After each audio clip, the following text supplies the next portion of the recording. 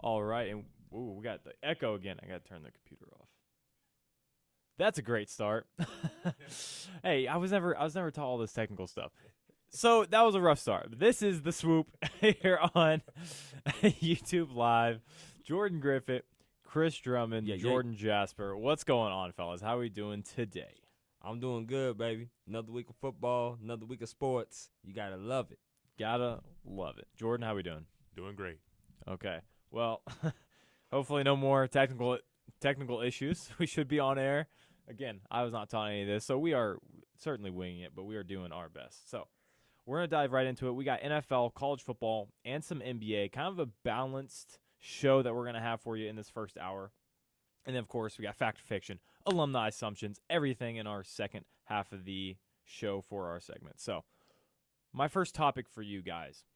Monday night's game was horrible. It was a good, bad game, one of those, much like a Cincinnati Bengals versus a Cleveland Browns type game that we've seen in the past. But this year, with the Patriots actually in that game versus the winless New York Jets. So I want to ask you guys, with the Patriots pretty much losing, and they won the game, but they were losing pretty much the entire game. Really didn't deserve to win that game. Neither team did. But with Cam Newton struggling, only have 2 touchdown passes this entire season.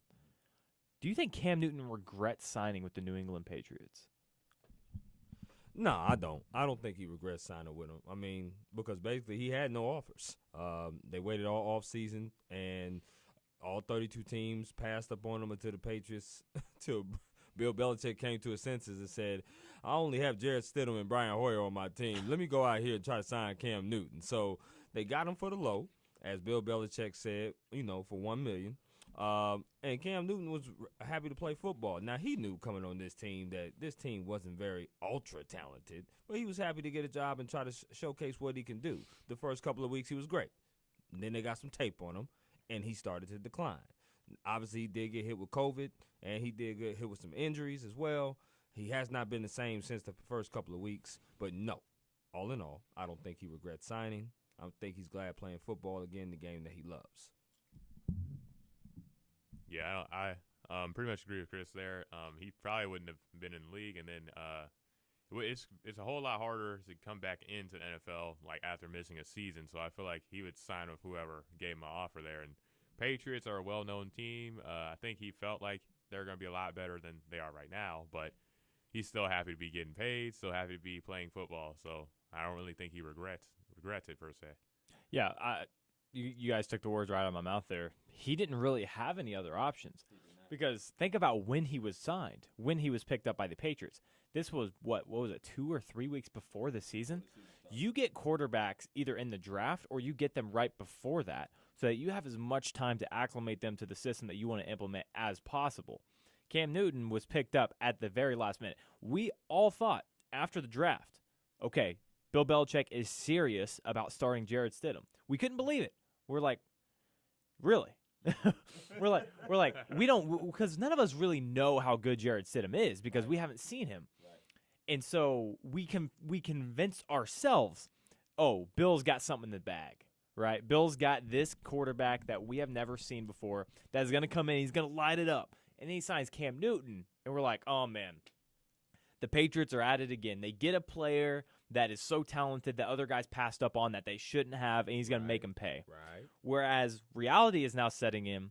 Cam Newton is not as talented as we had thought. He is still looking like he is the injured player that was in Carolina 2 years ago. He's lost his step. He's still very inaccurate, very inconsistent. He still has some arm strength, but other than that, you are looking at a quarterback that is past his prime, over the hill. I hate those terms, but that's the fact of Cam Newton as of 2020. Okay.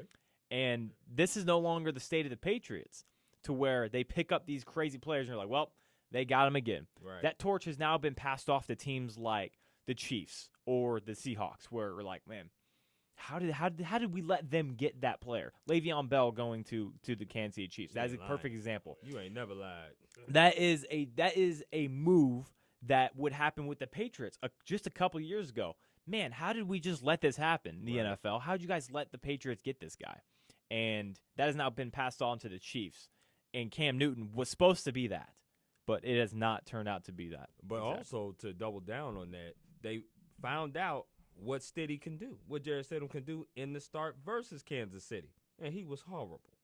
He was horrible. Yeah, but he was kind of thrown in at the very last minute. He was because of the COVID, because of Canvas and Brian Hoyer started, and he was doing terrible. Yeah. And listen, the Chiefs' pass defense is top 3. It's the third best pass defense in the NFL. So it's not like they're beating a bunch of slouches on defense there. Right. I've still, after seeing just like a quarter, I think he only played a quarter of that game. Stidham did. But Stidham also played again against the 49ers. Right. As well. Right. And he still looked like. If he didn't start, it probably means Bill wasn't ready for him. Exactly. But what scares me is that Bill went until 2 or 3 weeks before the season to go get decision. Somebody. Yeah. Whether it be Cam Newton or anybody else. Say he went and traded for Kirk Cousins. Right. It's, to me, what worries me is that he waited so long. Right. And I don't know if that tells me he's willing to lose this season. Mm-hmm. Or I don't know what it tells me. Well, this has been the most outspoken he's been in quite some time. Absolutely. Right? So my thing is, the sold out comments, but also the fact that I think Kraft should seriously think about relinquishing his GM duties and just have him focus on coaching a football team and get another GM that can oversee the team. That's just my opinion. Right. I think that's not a bad idea. And something else that's very interesting about Bill Belichick this year? Yeah. He's never done commercials. That's true. And now he's a Subway guy. Yeah, two Subway. Now I feel like I'm seeing him everywhere. He has said throughout his entire coaching career, I'm never going to do ads, I'm never going to do commercials. Now Tom Brady's gone. Right. I don't know what that has to do with his personal life, but it doesn't seem like a coincidence to me. No.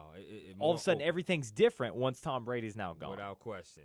They sold out. He's doing Subway commercials. He's not even saying many words in the commercials. He's just shaking his head. Mm-hmm. Well, yeah, because that's his specialty. That's his specialty.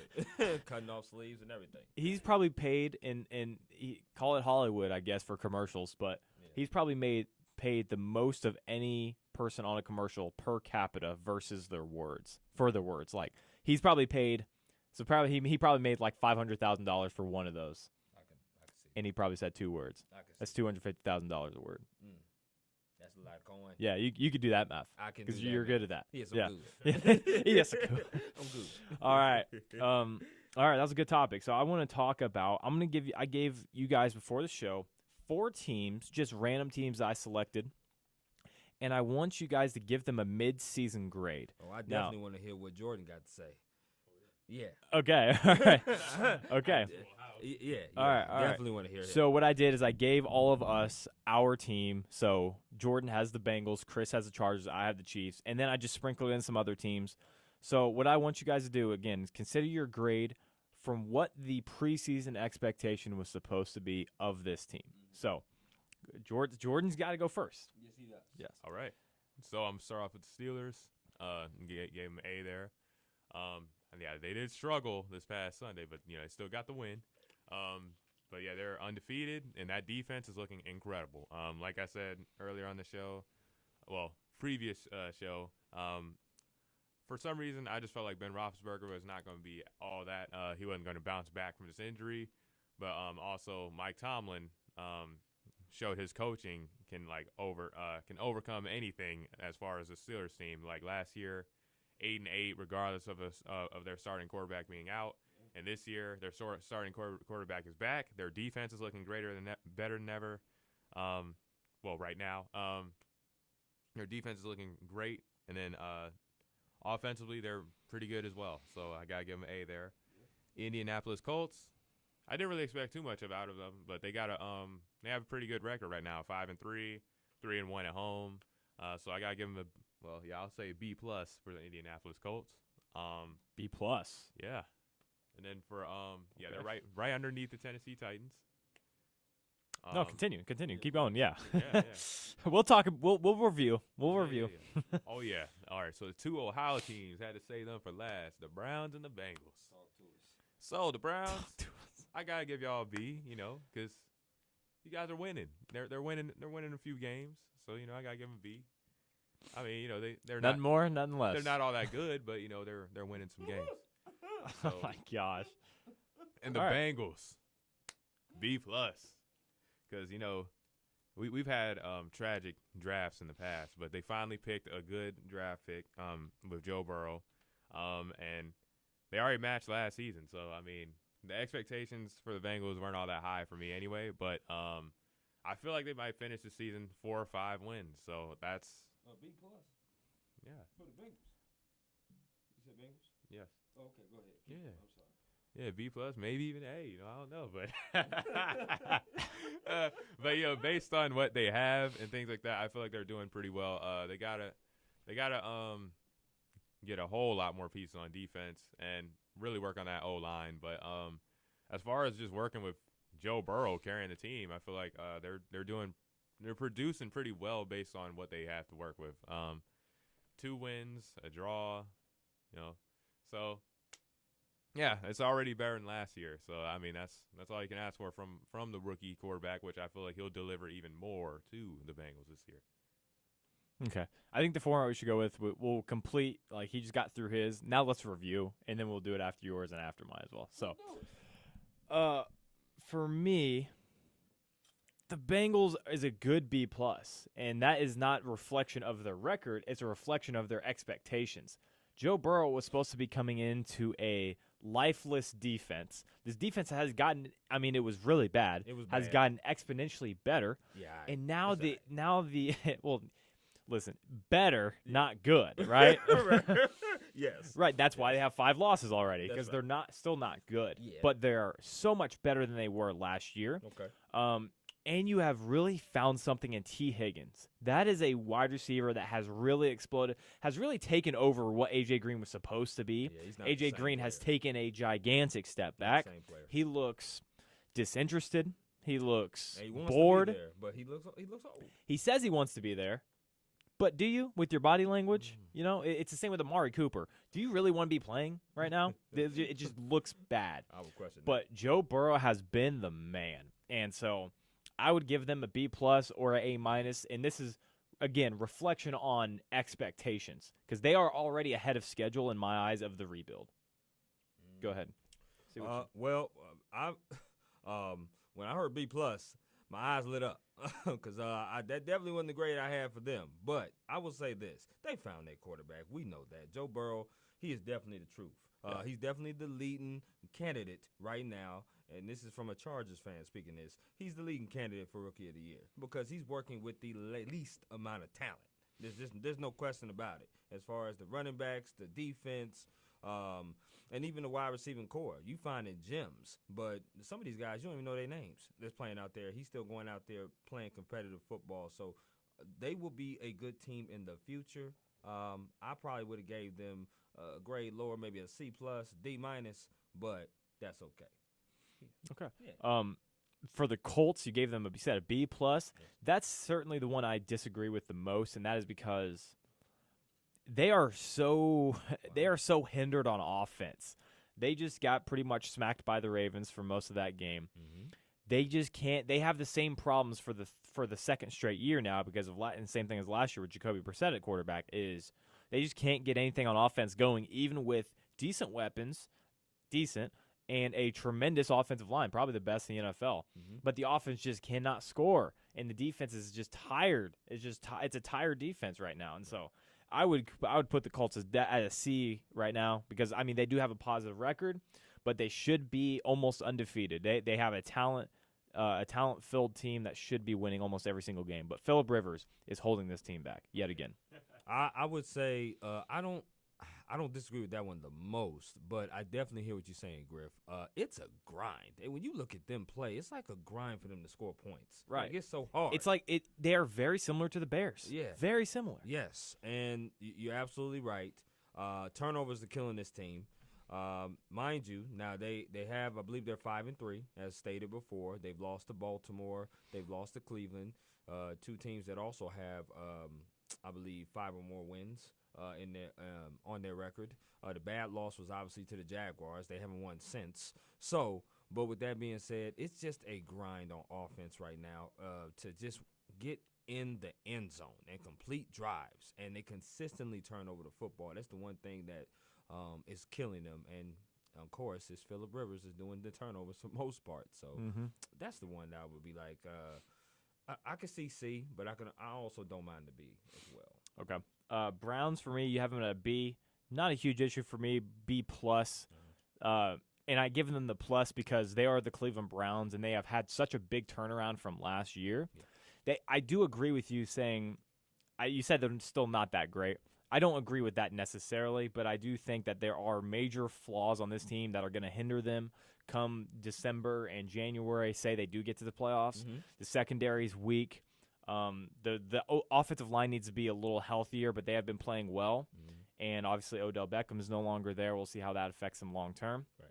And Baker Mayfield is still a big question mark. You took the words right out of my mouth when you said Baker Mayfield. You talk about question mark. That is the hugest question mark on the Browns. We know they got a good running game. We know they got a solid offensive line when they're healthy. We know they got Defensive Player of the Year candidate Myles Garrett on the other side of the ball, along with Denzel Ward being two very good defensive pieces. Now, the rest of their defense, yeah, they so-so. But Baker Mayfield is the biggest question. His inconsistent play is definitely deterring the Browns from being even a contender for the playoffs. We can't talk Super Bowl, can't talk nothing until he starts playing more consistently for me. Yeah. And then the Steelers at A. I mean, you can't they're undefeated. I can't disagree. Ain't nothing else to say. They tripped up against the Cowboys. That's just what teams do. It's the NFL. There's not really a whole lot of thought to put into that game. We knew that was a trap game though. We knew that coming in. It was a potential trap game because they were big time spread favorites, and everybody was talking about, oh man, you should kill the Cowboys. So it's one of those things where it could be a potential trap game, and it was because they came in lackadaisical, but they're still undefeated. Oh, yeah. Plus that quarterback was pretty good. Garrett Gilbert. Yeah, he did a good job. He did way better than Dalton and who played DiNucci. DiNucci. Yeah. Man, yeah. Put some respect on Ben DiNucci's name. Disrespectful in here.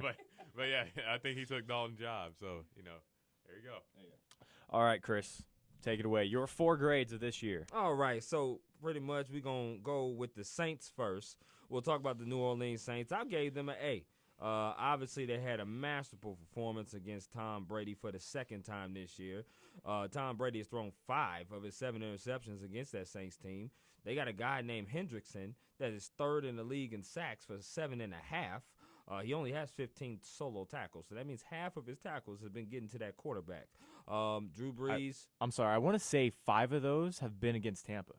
Wow. I think that's true. Yeah, I think so. He was a wrecking machine Sunday against night. that left tackle, Donovan question. Smith. Without question. Sorry, go ahead. No, you're good.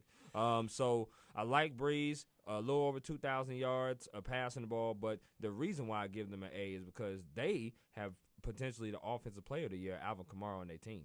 Alvin Kamara has already amassed over 1,000 yards from scrimmage, running and catching. He has 8 touchdowns. He's averaging over 125 yards per game, scrimmage yards per game. He's just being phenomenal. If he can continue to play like that, the Saints will be trending up and staying at the A that they are, that I have them at. The next team I want to talk about is the Bills. Wow. I have them at an A+. I mean, they're leaders of their division. They're 7-2. They're a potential Super Bowl pick. Josh Allen has worked his way up towards the ladder of the MVP talk again. He's playing phenomenal football. Obviously, from the 2 losses that they had in a few weeks ago, they've won 3 straight. So the Bills' defense is not what it once was. However, if Allen continues to play this way, there's not many teams that's going to beat the Bills. I mean, listen, this says it all. They scored 42 points in the last 2 games against their 2 AFC East opponents, and they put up 44 against the Seahawks. Absolutely phenomenal performance. Even though he got sacked 7 times, he only had 7 incompletions, and he threw for over 400 yards in that game with 3 tubs. Yeah, that's crazy. Just a tremendous game. Next team that I have on my schedule, or I should say on my list, is the Seahawks, the team that I just talked about, the Bills beating. Now, I have the Seahawks at a B-, and here's why I have them at a B-. Number one, they are still the number 1 seed, or tied for the number 1 seed in the NFC with the Packers and the Saints. However, Russell Wilson is still a MVP leading candidate, has 29 total touchdowns, but recently he has dropped from the number 1 spot in my mind. He's turning over the ball way too much, too many picks, too many fumbles, and he's being relied upon too much. Check this out. The Seahawks for the entire season are averaging 35 points per game. but their defense is so bad that their win margin is only 4 or average of 4 points because they're giving up 31 points per game. So their offense, to me, is an A. Their defense is a D-. Now, mind you, I did like the fact that they got the 7 sacks with Buffalo. They picked up Carlos Dunlap. They still got Blitz and Jamal Adams as a safety. They still got Bobby Wagner on the defense. But it's very hard for them to get off the field on third down. They can't seem to stop the pass or anybody that wants to throw the ball. It's like they play the Oprah type of defense. You get a catch, you get a catch, you get a catch. Everybody gets a catch. Check under your seat. Right? So the Seahawks offense is an A, but their defense is a D. You combine those two, why I gave them the B-. Now my last team is my heart, but I got to keep it a buck. It's the Los Angeles Chargers. I gave them a C-. Now I was really, really about to give them a D, but the reason why I did not give them a D is because expectations for realistic fans wasn't very high when coming into the season. The Chargers, we were projected to win, I believe, 6 games this year. Now, we have found a gem in Justin Herbert. Man has over 2,100 passing yards. He leads all rookies in touchdown passes with 17, and he only has 5 interceptions. He is a gem. Keenan Allen is third, if I'm not mistaken, in catches, second in yards. So my thing is that the Chargers still have pieces there that they can work with, but they get a C- because Bosa's been in and out of the lineup. Derwin James has not been there. Our defense, although we have lost every game in a one-possession score game, we're still losing the majority of those games, and it's still just over and over the same ordeal. So you got to penalize the Chargers for that because you're going to have to find a way to win those close games. So you found gems, which is great, but there's still a lot more improvement to go on that team. So that's why they're just an average C- right now. Okay. Little review for the Saints in A. I think they should be a little lower because I do believe if you take away the Tampa Bay games, which quite honestly have been handed to them by Bruce Arians, his game plan has been abysmal in both of those games. Yeah. You're looking at a below 500 team that is just average. That is below average according to their record. Okay. So I think that those games have really been handed to them. I still don't believe in the Saints. Alvin Kamara is the only guy keeping this team above water right now. Okay, I can deal with that. And that's the only reason I would. But I'm fine with the A because they have stomped the Buccaneers twice. You don't take those 2 wins out. Right. So they lost to the Packers, which is also a team once again they're tied with. And that was a pretty good game. They was kind of back and forth for a while. Right. Bills A+. Yeah, I don't have any. Of course, I'm not gonna have any problem with that. Of course. The defense has regressed a tiny bit, but that's because of health. Tremaine Edmonds and Matt Milano have been banged up all season, and it's a week-to-week thing with those 2 guys. And with that kind of the linebacking core, those 2 linebackers are among the best in the NFL. You take those guys out, they are a completely different defense, and they can get shredded up front, especially. Yep. But I'm good with the A+ because they are now taking them, and the Dolphins are now taking over that division. Seahawks B-. Yeah, I agree. I C+ maybe because they have such a glaring hole on this team that is going to prevent them from winning anything in the playoffs. Significant. Their cornerbacks is pretty bad. Even if they got 7 sacks, like you said, and they're still giving up all those yards. Yeah. You get into third down and you're letting Josh Allen get out of the pocket and you're letting Josh Allen huck it down the field. This is not a guy you let that happen with. Right. You do that to Kirk Cousins. Right. Okay, you don't do that to Josh Allen. So B-. I'm just saying. I like that. I don't have exactly. You like that? I don't have a ton of confidence in the Seattle Seahawks team. So every single week they are trending downward in my eyes. And then the Chargers at C-. The grade is kind of irrelevant to me. What I am just confused with this Chargers team is talk to me. They have one of the better defenses in the NFL, correct? They're good. Not the best, but one of the better ones. Top half, certainly. Top half, yes. Especially on talent-wise. Yes, top half. One of the more talented offenses, right? Yes. And a very talented rookie quarterback that has been playing outside of his mind, correct? He's been playing great. Right. Why haven't they won games? To me, it's mental. It really is. It's one of those things where you just got to have belief that, hey, we are going to make a play to win the game. And every time they come down the stretch, It's one play that they got to make that they don't make. So to me, it's mental. It has nothing to do with talent, nothing to do with scheme, nothing to do because they're calling great plays. They're calling great plays to run. Who is responsible for the mental mistakes? Unfortunately, it falls on Anthony Coach Lynn. Yes, it's gonna fall on. And him. listen, I love Coach Lynn. He seems like he really commands that team. But man, they continue to lose the exact same way over and over, especially with the plethora of talent. They do. Justin Herbert is playing as good as he can possibly play. Without the defense question. is playing well. You should be winning more games. That's my problem with the Chargers. The grade, I don't care. Preseason expectations were about 8-8, right? I mean, with Tyrod Taylor at the helm, you maybe didn't 7-9, 6-10. or definitely a losing record. one above 500 or a little bit below. That was Right. kind of the window. Without question. And the Chargers are looking like they might hit that, or they might go below that. Right. I mean, That's why I have it in the middle because it's Right. average. Because I don't know which way they're gonna tilt. Whether Right. they go super bad like the movie, Yeah. or whether they go better. but in the but second half. for the future reference for the Chargers, listen, you can say you get Derwin James back, you get any of these other guys that are injured, especially on the offensive line. Mm-hmm. Russell Coon's out. But they should be winning with the talent that they have. They have plenty of talent right now to overcome those type of injuries, and they're still not winning. So I don't know what there is to fix in Los Angeles. That's my problem. It's Is a I don't. plethora Yeah, of things. it's not talent, No. and it's not production. Mm-mm. These guys are producing, and there's plenty of talent.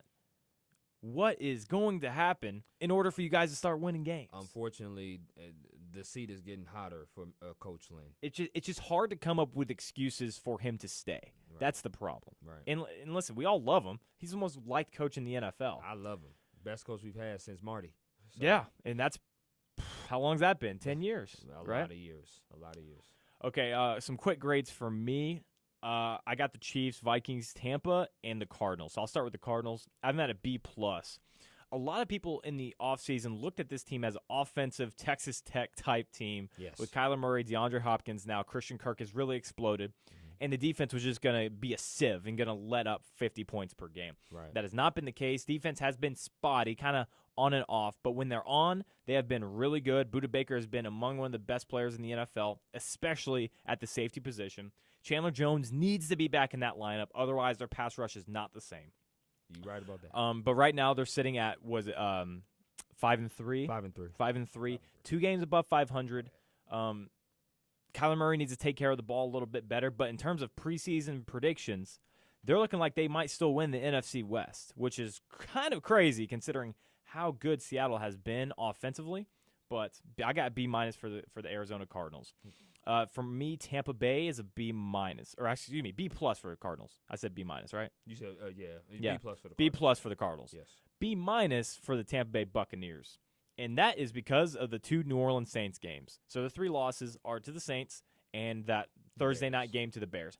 Throw the Bears game away. That was a horrible offensive game for both teams. It was a disgusting game to watch. It was boring. But the 2 Saints games concern me. And I was the guy saying 2 weeks ago that Tampa was the best team in the NFL, even over my beloved Kansas City Chiefs. I don't know what to think of this team right now because they're looking a lot like the Green Bay Packers for me offensively. When they get smacked in the mouth, I just don't know if they have the mental fortitude to come back. And I know that's crazy to say with a Tom Brady-led team, but right now they've been pushed back twice, and they have not responded either time. And listen, that could be because Tom Brady has just played dreadful in both those games, and the Saints are a good team. But I don't know what to make of the Tampa Bay Buccaneers. So I'm giving them right in the middle, B-. Give me a couple more weeks, I guess. I don't know. Okay. For the Minnesota Vikings, I gave them a C- because their preseason expectations were to win a division. They were going to be right in there at the beginning of the season. Kirk Cousins was supposed to be just like he was last year, no better, no worse. He's been much worse. Yes, he has. Except for the past 2 games. He's been lighting the world up. He's been throwing the ball over the yard to guys like Justin Jefferson and Adam Thielen. And Irv Smith, he's really come on as late too. The defense has been a huge disappointment, and that is because guys like Michael Pierce, Daniel Hunter, and Yannick Ngakoue, one's gone, one opted out, and Hunter hasn't played yet. Yeah. So their defense hasn't really done anything because they've been decimated. They don't really have anybody there anymore. So I give them a C-. They're sitting at 3-5 right now. they're a couple games away from getting a wild card spot, but they're also a couple games away from drafting Trevor Lawrence. Yeah. Right? They're Yeah. they're right in the middle. Right They in the could middle. this next game. Let's see who it is. I'll pull it up. But their next game is going to tell me exactly who this team is. Are they going to be a contender or are they going to be a pretender? Don't forget Justin Fields too. It's against Justin Fields, Trey Lance, the guy from BYU. They're playing the Bears next week. You got to. I believe Monday Night Football they're playing the Bears. You are correct. Yes, sir. Got to beat them. Got to beat the Bears. So I have the Vikings at C- because if they start winning and get a wild card spot, all of a sudden you have kind of corrected all the wrongs that you made earlier in the year. And then I have the Chiefs at A+. Listen. Of course. Listen. The Panthers did everything right to beat the Chiefs. And they still lost. Yeah. You can do everything right. He kept them off the field. He did. They played good defense. They did. And you still lost. Because Tyreek, Travis Kelce, and Patrick Mahomes are the most unstoppable trio in the NFL. And this pass defense for the Chiefs, run defense is still prone to problems. They get run on. That's the problem. But it's the pass defense and the offense is getting so good to a point to where it doesn't matter how well you rush the ball. Yeah. If you don't score a touchdown almost every single possession, you're going to lose. And rushing the football doesn't really do the trick anymore because you have to keep up with this team. It is not keeping him off the field because you keep him off the field, all right, you shorten a 7-possession game to a 5-possession game. Patrick Mahomes is still going to score 5 times. So you better score 2. Right. And so I have an A+ for the Chiefs because their biggest weakness has now started to fade away. And that's their rush defense. It's starting now to not even become a problem because two other parts of their games are so strong. And they can also possess the ball with the run game with Clyde Edwards-Helaire and with Le'Veon Bell. Real quick, obviously, I'm not even going – the Vikings, I totally agree with you. I don't have nothing to say about that. So 50-50 with them. Yeah. It's so 50-50 with them. The Chiefs, I agree with you as well. A+, you have the MVP leading in Patrick Mahomes, 25 touchdowns, 1 interception. Crazy thing, Pro Football Focus, if you look at that website, they have him ranked 4th as the 4th best quarterback behind Mahomes – Brady, Rodgers, and Russ. And Russ. Yep. That's crazy. That makes no sense. That's hilarious. And because they go off of turnover-worthy plays. They're like, well, he has 1 interception, but he should have 6. Right. You know how many he has? Right. 1. Right. I don't count almost interceptions. Do you? Right. Almost only counts in hand grenades, horseshoes, and atom bombs. Here we go. Okay. I'm just saying. That's true. But yeah, that was crazy when I saw that. The one thing that I would say is Tampa Bay. Tampa Bay with the B-, to me, I would give them a grade lower. And the reason why I would give them a grade lower is they have been playing inconsistently for a trend for a while. Now, mind you, they got behind versus the Chargers. My Chargers, they came back and won. They really looked bad against the Giants, but they got behind, they came back and won. The Saints obviously have their number, scoring 78 points against them in 2 games. It doesn't help that your former quarterback is a Saint now, and he pretty much knows a lot of your personnel in Jameis Winston. But to me, Tom Brady's inconsistent play has that team at a C. And the fact you talk about it all the time, Griff, with the play calling. The play calling has been atrocious. Byron Leftwich needs to get some blame because for him not to give Rojo the ball. They ran the ball 6 times. Wasn't that right?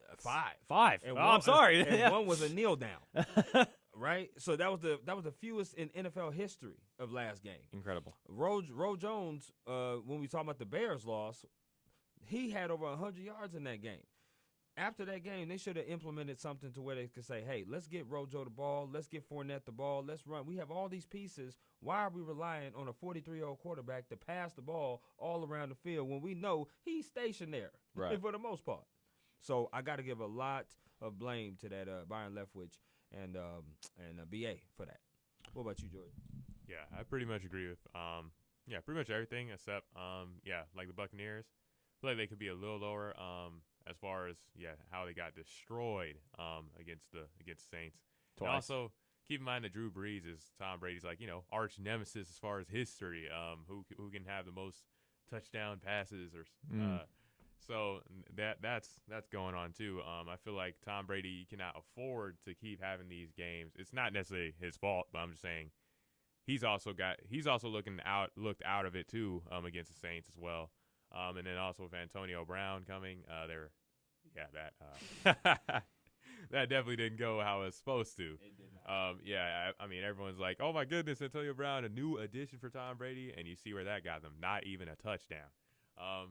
So I definitely feel like my expectations weren't high on them to start the season, but it got higher because I saw, because the Buccaneers don't have that good team, that great team reputation, but I was like, okay, maybe Tom can turn it around, and my expectations got a little bit higher, but now they're starting to settle in again. Yeah. All right, we're going to move on to college football, and then we have the NBA shortly after that. So, biggest game, clearly, from last Saturday, you had Notre Dame. This is the night game. Notre Dame versus Clemson. Trevor Lawrence out. How do you say? I don't know how to say his name. Well, I don't think anyone does except for commentators for the Clemson quarterback, the backup 5-star guy, still a very good quarterback. Let's just call him DJ. Yeah, let's do that. Let's do that. Sounds good. So the Clemson loss, I believe, is in double OT to Notre Dame. Yeah. How does this affect the playoff picture for a team like Clemson, or how much does it give a boost to Notre Dame considering Trevor Lawrence did not play? Neither, in my opinion. The reason why is right now you have Notre Dame at number 2. Clemson fell to number 4 in a close loss on the road without your starting quarterback. The reason why it's not going to affect it is because, number one, I think Ohio State's going to run the table. So Ohio State's going to be there. I think Alabama's going to be there and run the table as well. So now you got 2 other spots. You know that Notre Dame and Clemson 9 times out of 10, they're going to have to face each other again in the ACC championship. And it's going to be a different story because more than likely Trevor Lawrence will be playing. And it's at a neutral site. So to me, it doesn't affect it now. But if Notre Dame was somehow, some way to win the second time, Clemson's out. Right. For sure. They're out. So that's when it will be affected.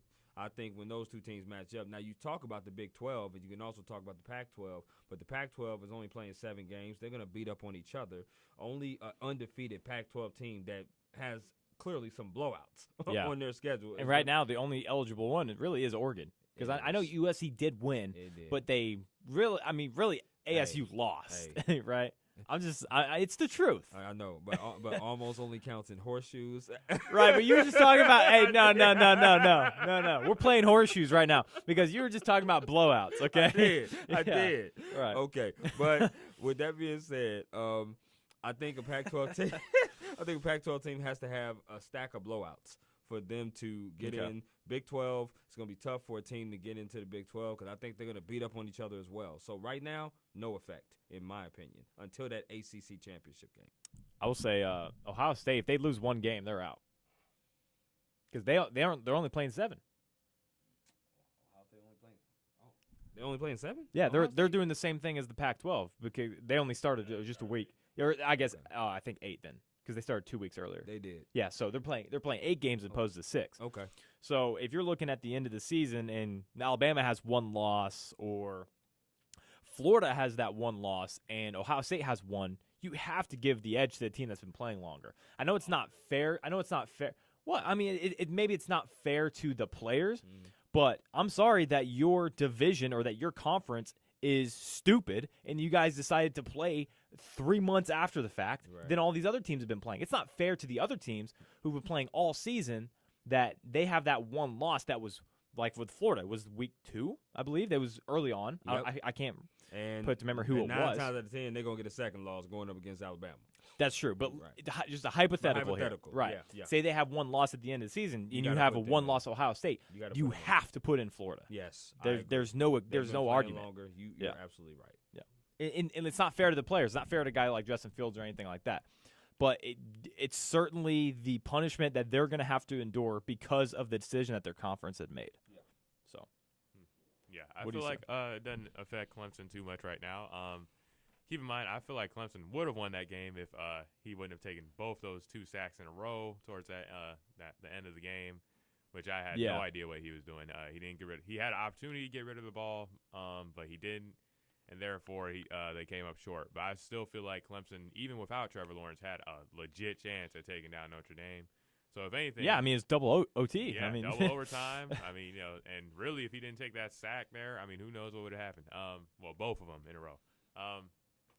So yeah, I mean, who knows what would have happened? It really looked convincing to me that Clemson could still take him down. So I think Clemson will bounce back and still be in the playoff picture. Notre Dame, on the other hand, I don't know if they. I don't really know their schedule like that, but it doesn't seem like to me if they play like a really competitive team, it's kind of like Clemson. Because keep in mind, I feel like if Trevor Lawrence was in this game, I feel it would have been a completely different story. Mm-hmm. So I feel like if they played against another powerhouse college team, they might be at risk of being out. Yeah. I think this actually does shake it up tremendously, but that is only because of future implications, like Chris was saying. Right. So now Clemson has so much pressure, not only to go undefeated, which they will. They're Clemson. They have the most talent of anybody. But now you have to beat Notre Dame. There's no, well, we could lose one of these and still get into the playoff and probably still win the national title. No. You have to win this next one that you play Notre Dame in because you are out if you don't. Right. And with Notre Dame, this puts them in such a great position. If they lose to Clemson the second time, they're still going to get in. We got to watch for that Notre Dame-Miami game, though. Right. That's coming up. This is another hypothetical. Say at the end of the season, these teams run the table until they face each other. Right. If Notre Dame does, and then their only loss is to Clemson, they're going to get in. So you're going to have two ACC teams just because of this game. Right. Now, if Clemson would have beat them without Trevor Lawrence, they're not going to win the second one. And then you have a two-loss Notre Dame team. We're like, okay, it's Notre Dame every year. Right. See ya. Right. So Absolutely. for Notre Dame, this helps them, even though Trevor Lawrence was out, so much when it comes to the end of the season, given that they're able to run the table. Yes. So that's a key thing. Run the table. Because like I just said, Miami's coming up on their schedule. They're in the ACC this year. And I believe that game is at Miami. So that's going to be a tough one for Notre Dame. They're going to be hyped up, Miami, to play Notre Dame, especially them being number 2. Okay, I want to talk about the overtime rules to you guys. So we have NFL overtimes, and then we have college football overtimes. Mm-hmm. Which one do you guys prefer? Because this was kind of something that I've been seeing the past few weeks. These overtimes have been extending games very late. A ton. The box scores are just exploding like they do every single college football overtime. And we had the biggest game of the entire season, Notre Dame and Clemson, going into double OT. So what kind of overtime do you guys prefer, the college or the NFL? All right. I love the college overtime because I feel like it's what makes college football great. I don't, turn on the game and see a draw. I love seeing a winner, and I feel like a lot of viewers watch college sports, even college basketball. I feel like college has more energy to it. Therefore, we want to see a finish. And I feel like regardless how long it is, I've stayed up and watched college football games. Go 3 overtimes, 4 overtimes, because college football gets you engaged. I feel like NFL referees interrupt the game a lot. Just same as NBA, referees interrupt the game a lot. They don't let them play as much. Now NFL, it's understandable because you don't want pro athletes out there getting injured if they keep playing long. So I do feel like stopping there is fine, but I do think they should keep it extended to 15 minutes like it used to be, because we are getting quite a few draws on those overtimes. It's a timeless overtime. I mean, there's no time limit to it. Oh yeah, so. I was talking about the NFL's overtime. Oh yeah. Yeah, because they changed it to 10 minutes. Yeah, I was talking about college. Oh yeah. But college with it being timeless, they're really trying to play their hearts out, trying to get into the league. So they're trying to get these wins. So I think that's perfect. Okay, I'll go because I find myself staunch on the other side of this argument, and call me a prude. I don't care because I find that when we go, thank you. When we go, I asked for it, right? You did. So I find it weird that we just all of a sudden change the entire game once we go into overtime. This is something that we don't do in any other sport. Say in basketball, like you're saying, in college basketball versus the NBA. NBA is going to keep doing their overtime to where they play a certain amount of time, and whoever has the most points wins. Let's say in college basketball, okay, well, now that we're in overtime, you can shoot only 3-pointers. Why? Why are we saying you have to change the entire rule set just because it's in an overtime? College football is the only case in sports where the overtime rules are different from the rest of the game. You just play a completely different game to where, okay, we're going to put you on the 35-yard line, and you're going to have to go score, and then you're going to have to go score. And we're also preaching about player safety, and these games are going an hour and a half over. Yeah. And these players are listen, it is not about defense. It is 100% about offense. Right. Because when you got your backs up against the wall and you're tired and you've been out there for an entire 3-hour period, 3.5-hour period, you're going to give up these touchdowns because you're tired. Your back is against the wall already at the 35-yard line. And the rules are completely different. Those are the two things that bug me the most. It's such a gimmick. It's something that the XFL would do or the AAF. Right. It's something that is completely different just because it wants to be different. Right. That's what I do not like about it. I understand the excitement. It's fun to watch teams score, but I don't want to watch just teams score. Yeah. I want to watch the actual game. Absolutely. That's why I tune in for the first 3.5 hours. I don't want to just see touchdown, and then whoever throws the interception really is how it ends, is the loser. And I do not enjoy that. I would say the first thing that I thought about when I thought about this question was the 7 overtime game with Texas A&M and LSU. I think, to me, my choice would be NFL. And the reason why I would choose the NFL is because the college football rules, I like the fact that both teams get a chance to possess the ball, but I don't like the fact you put it at the 25-yard line. I think that you should make teams earn their points. 10 minutes, drives. If they took that away and they said, okay, you as a team earn your points, you got to drive, you come up, you don't have to put it at the 25-yard line. We just make you play. And you get a first down, you get a first down. But once you get a touchdown, you win the game. But if you don't get a touchdown, you get a field goal, the other team gets to possess the ball. I love that. I love the 10-minute thing. And because it puts pressure on, once again, the teams to execute at a high level. And it's football instead of, like what Griff was saying, gimmick. It's almost like when you put a runner on second base in extra innings. It's cool for a little bit, right? Right. But that gives a total advantage to the team, especially the top team that comes up first and bats. Because if they have a big inning, you're pretty much out of it. Yeah. You know what I mean? So my thing is, it's the gimmick stuff that Griff was talking about. Make teams earn it. So I don't like the college football rule because they put the ball at the 25-yard line and they say, hey, go ahead and go score. And if you get a fumble, you get any kind of turnover or anything that unfortunately happens, now the other team gets the ball at the 25-yard line. Well, why run any plays? Just kick the field goal. Yeah. Because it's over. It's over once you make it. So that's just my opinion. Yeah, and another gimmick is, I believe when you get into the third or fourth overtime, then you have to start going for 2. That's right. Come on. I mean, we are truly making stuff up now. That is what I don't like about it. I understand the entertainment factor for non-purist football fans, for casual fans who are just going to the game to have some beer, to have some hot dogs, and have a good time. You want to see that 50-46 score. But I want to see good football, and I don't think changing the entire rules and the entire basis of the sport is entertaining. That's how I find it. I understand it. But safety too. You talked about. Oh yeah. Yeah, you can't preach player safety and then have them out for an hour to 2 hours after the game was supposed to be over. 5, 6, 7 overtime. Right. NFL, you just say, okay, we have played for 70 minutes and we don't have a winner. We wipe our hands of this. It's a tie. And mind you, in the playoffs, they don't do that. They only do it in the regular season. Right. In the playoffs, you got to have a winner. Right. So you do definitely get a winner in that time frame. Right. Okay, just for time's sake, we have about 10 minutes left. We're going to save our college football. We have Jim Harbaugh talk, Georgia, and then we're going to talk about the Pac-12. We're going to wait until next week to talk about that. I feel like we can kind of move those topics to next Wednesday. We're going to talk about the NBA. So the official announcement came out. December 22nd is the start date for the NBA. There's going to be some teams that are going to have only 2 months off, and then some teams that are going to have almost 10 months off with a mid-March cancellation. Teams like the Hawks, teams like the Timberwolves, teams like that. The Warriors they didn't even get an invitation. Oh, yeah, Warriors. Yeah, don't get Jordan started. Well, I shouldn't have said anything.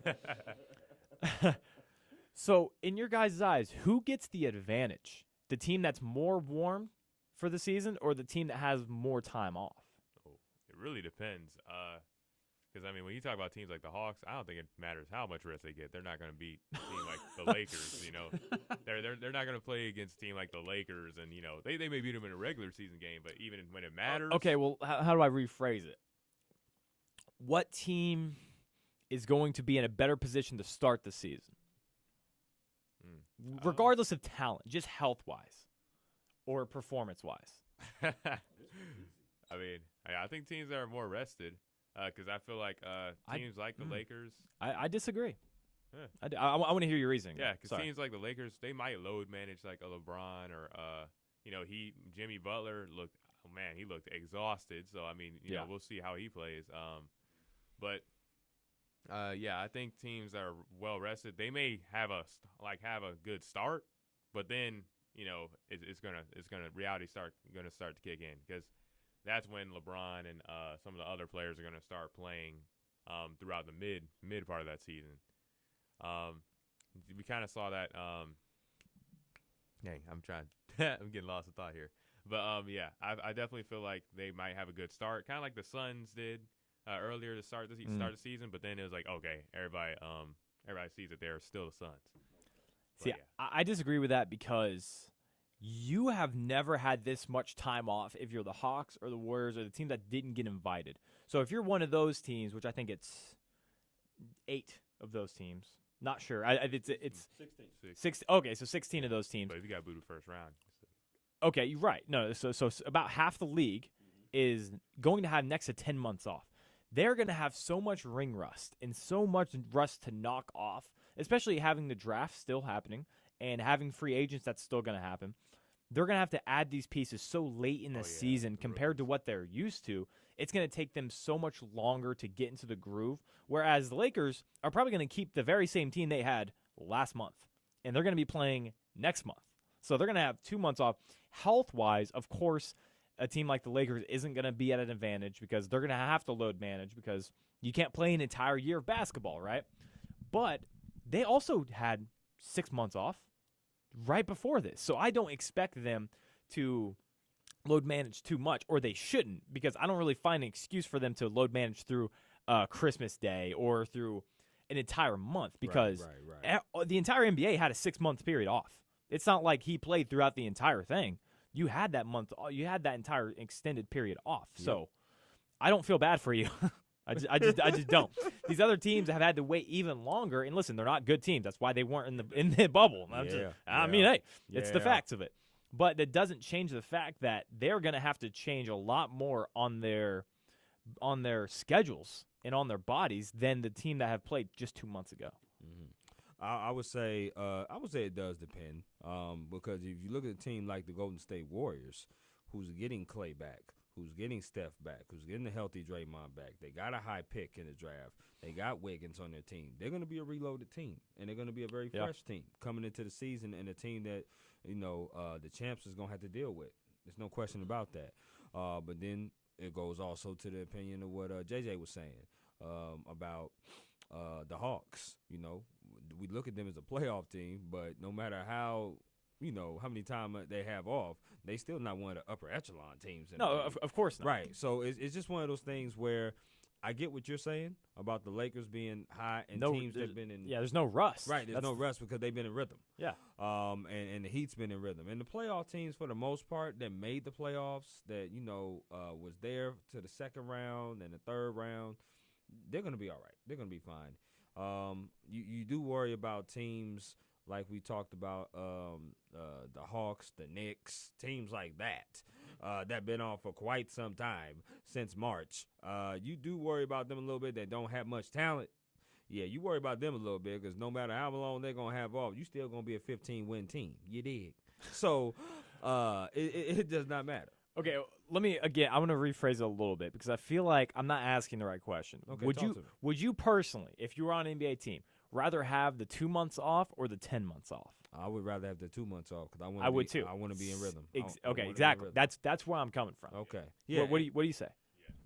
Yeah, I'd say 2 months off too. Right, because you're gonna be missing shots, all this. Right, because my previous question implicated the bad teams in the NBA, and that doesn't really matter because they're not going to make the playoffs next year anyway. So I think that's the better question there. So the Hawks got Capella. Oh, the Hawks are making the Eastern Conference playoffs this year. Book it right now. Well, we'll see. Yeah. They should. I feel like they should have last year, but I think they will. Well, Really? the defense was atrocious, and now they have a guy like Clint Capella that's going to help a little bit. 6 pick too, so they're going to get a good. Please trade it. Please trade it. I'm sure Slank is going to do something. Travis Slank, the GM, I'm sure he's going to. Do Hey, something. guess where he's from? Holcomb, Kansas. Kansas strong, baby. That's right. Yeah. Yeah. Yeah. Kansas. All right, we're going to move on to our next topic. We got about 4 minutes left, so we'll have to keep it short. But Harden and Westbrook reportedly concerned about the future with the Houston Rockets. My question, simple. Should they be? most definitely. Yes, they should. Why? Now, although they've only played one season together, I don't think it's time for them to request trades or whatnot. But they have a new coach. They got to see what it's about. But they should be concerned as far as just their roster. I mean, you got to rebuild this whole thing. I mean, you don't have a big man. You guys are built on Mike D'Antoni's impression of shooting threes is still left on a lot of the team. It's Robert Covington and PJ Tucker and just a bunch of guys who shoot threes and play defense. Yeah. So it's like they don't really have a good identity here. And also, I feel like Westbrook and Harden, they don't clash all that well as far as chemistry to me. I feel like James Harden I feel like the Chris Paul was a better fit because I feel like James Harden needs a passing first type point guard. But Well, quite frankly, Chris Paul was just better in the playoffs than Westbrook was. Listen, Westbrook, you just cannot rely on his jump shot. And in the playoffs, they're going to force you to shoot it. And especially against the Lakers, man, I love Russell Westbrook, but it was tough to watch. The jump shot was certainly erratic, to say the least. Yep, So you're absolutely right. I hope we don't get trade requests there because I feel like players nowadays don't take too much accountability. It's like you can control your future. So, I mean, if you're concerned about it, they should do something about it. So, yeah, that's kind of my take on it. So you think they should trade him, both? No, I was saying I don't think they should trade him. I was saying I hope James Harden and Westbrook don't request trades or things like that because, you guys got to work with what you got. I'll make it quick. They're just not a championship team, and that's what it comes down to. So yes, they should be concerned. They're not going to be anywhere near the championship fold of the teams playing next year. So, and both of them are getting older. So it's only inevitable that their names are going to come up in trade talk. But they have both large salaries. It's going to be difficult to move them with just one team. They're going to have to get a third team involved to get moved. But with a new GM and a new head coach, yeah, you should be concerned because they're clearly in rebuilding mode and tearing it down. Well, I wouldn't say they're quite tearing it down until one of the two is gone. Until one of the superstars is now gone. This team, we'll see which one it is. Yeah, listen, if you're gonna get rid of one, get rid of both. Exactly. Yeah, I mean, there's no reason. Oh, we'll keep Westbrook or we'll keep Harden. No, just tear down. That's what I think that they probably should do. Because they're one piece away from being that contender, but they've always been one piece away. And what capital do you have to go get that one piece? And who's it going to be?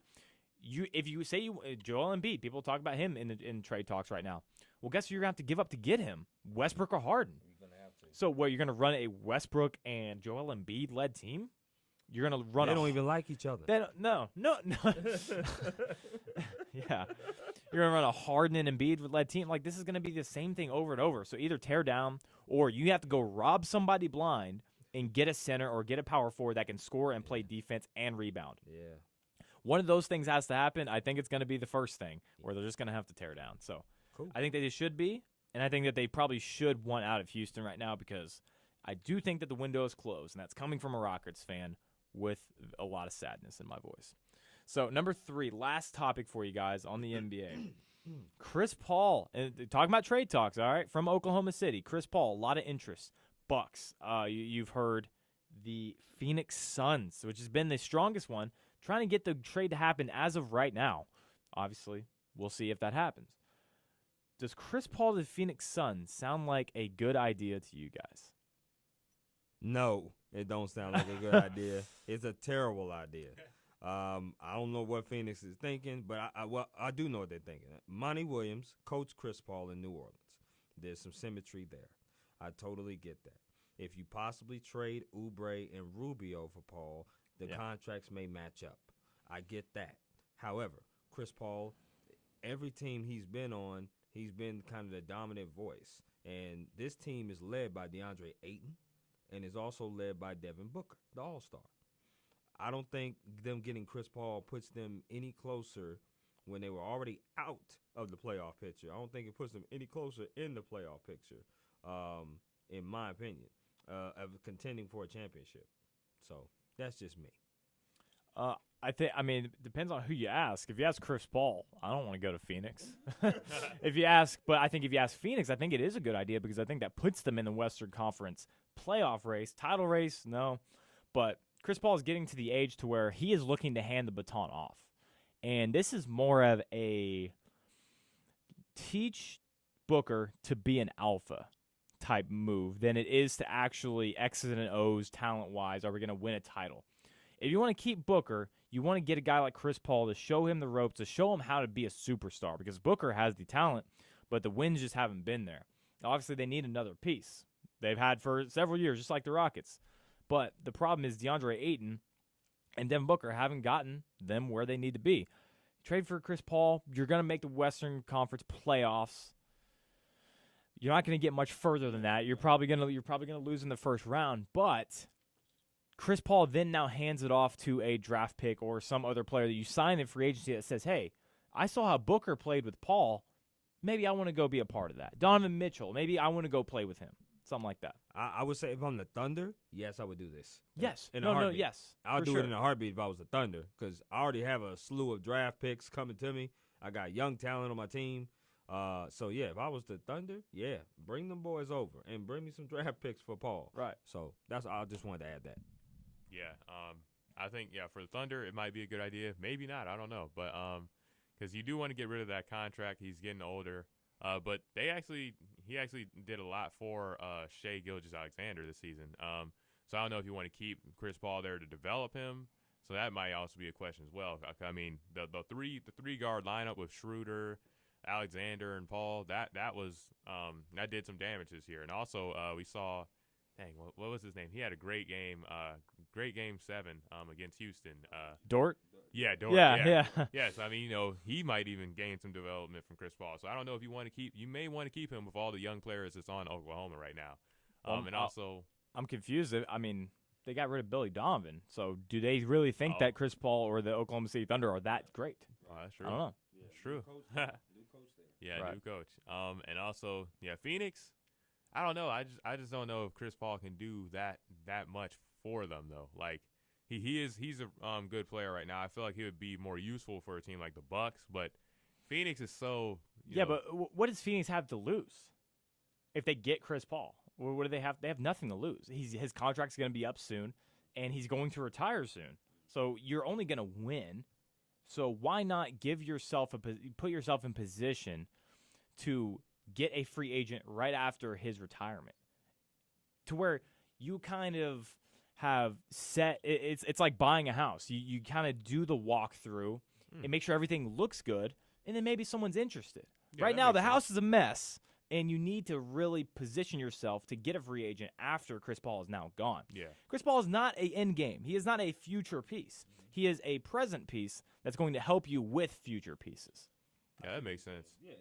Track some more free agents to come there, possibly after he leaves. Yeah. Right. Yeah, and Mashure's Devin Booker's game as well, because I feel like Devin Booker could use some help as far as if you're down against the Suns, you know who's taking the shot. So I mean, you need another guy who can hit shots and also create open shots for other people to get in rhythm too. I feel like Devin Booker, he's gotten a lot better as far as passing, but the team needs a passer other than Ricky Rubio who can help generate a team offense, not necessarily just Devin heaving 40-plus points a game. So. Right. Okay. Well, that's going to be it for the first hour. We are going to dive right into fact or fiction. How are we feeling about this week, fellas? Feel good. Yeah. Feel good. No, Post-it note is for what?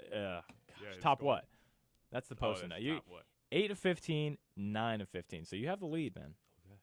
You feeling good? Yeah. You should. All right, number one. We ready? If you search, quote, 453K891F7 on Google, that exact number, you will get mostly pictures of people in the middle of a backflip, or that a tsunami can travel at the speed of a jet. One of the weirder ones we've had, gotta say. I'm gonna say tsunami can. The tsunami. Yeah. Yeah, I'm gonna roll with that tsunami thing.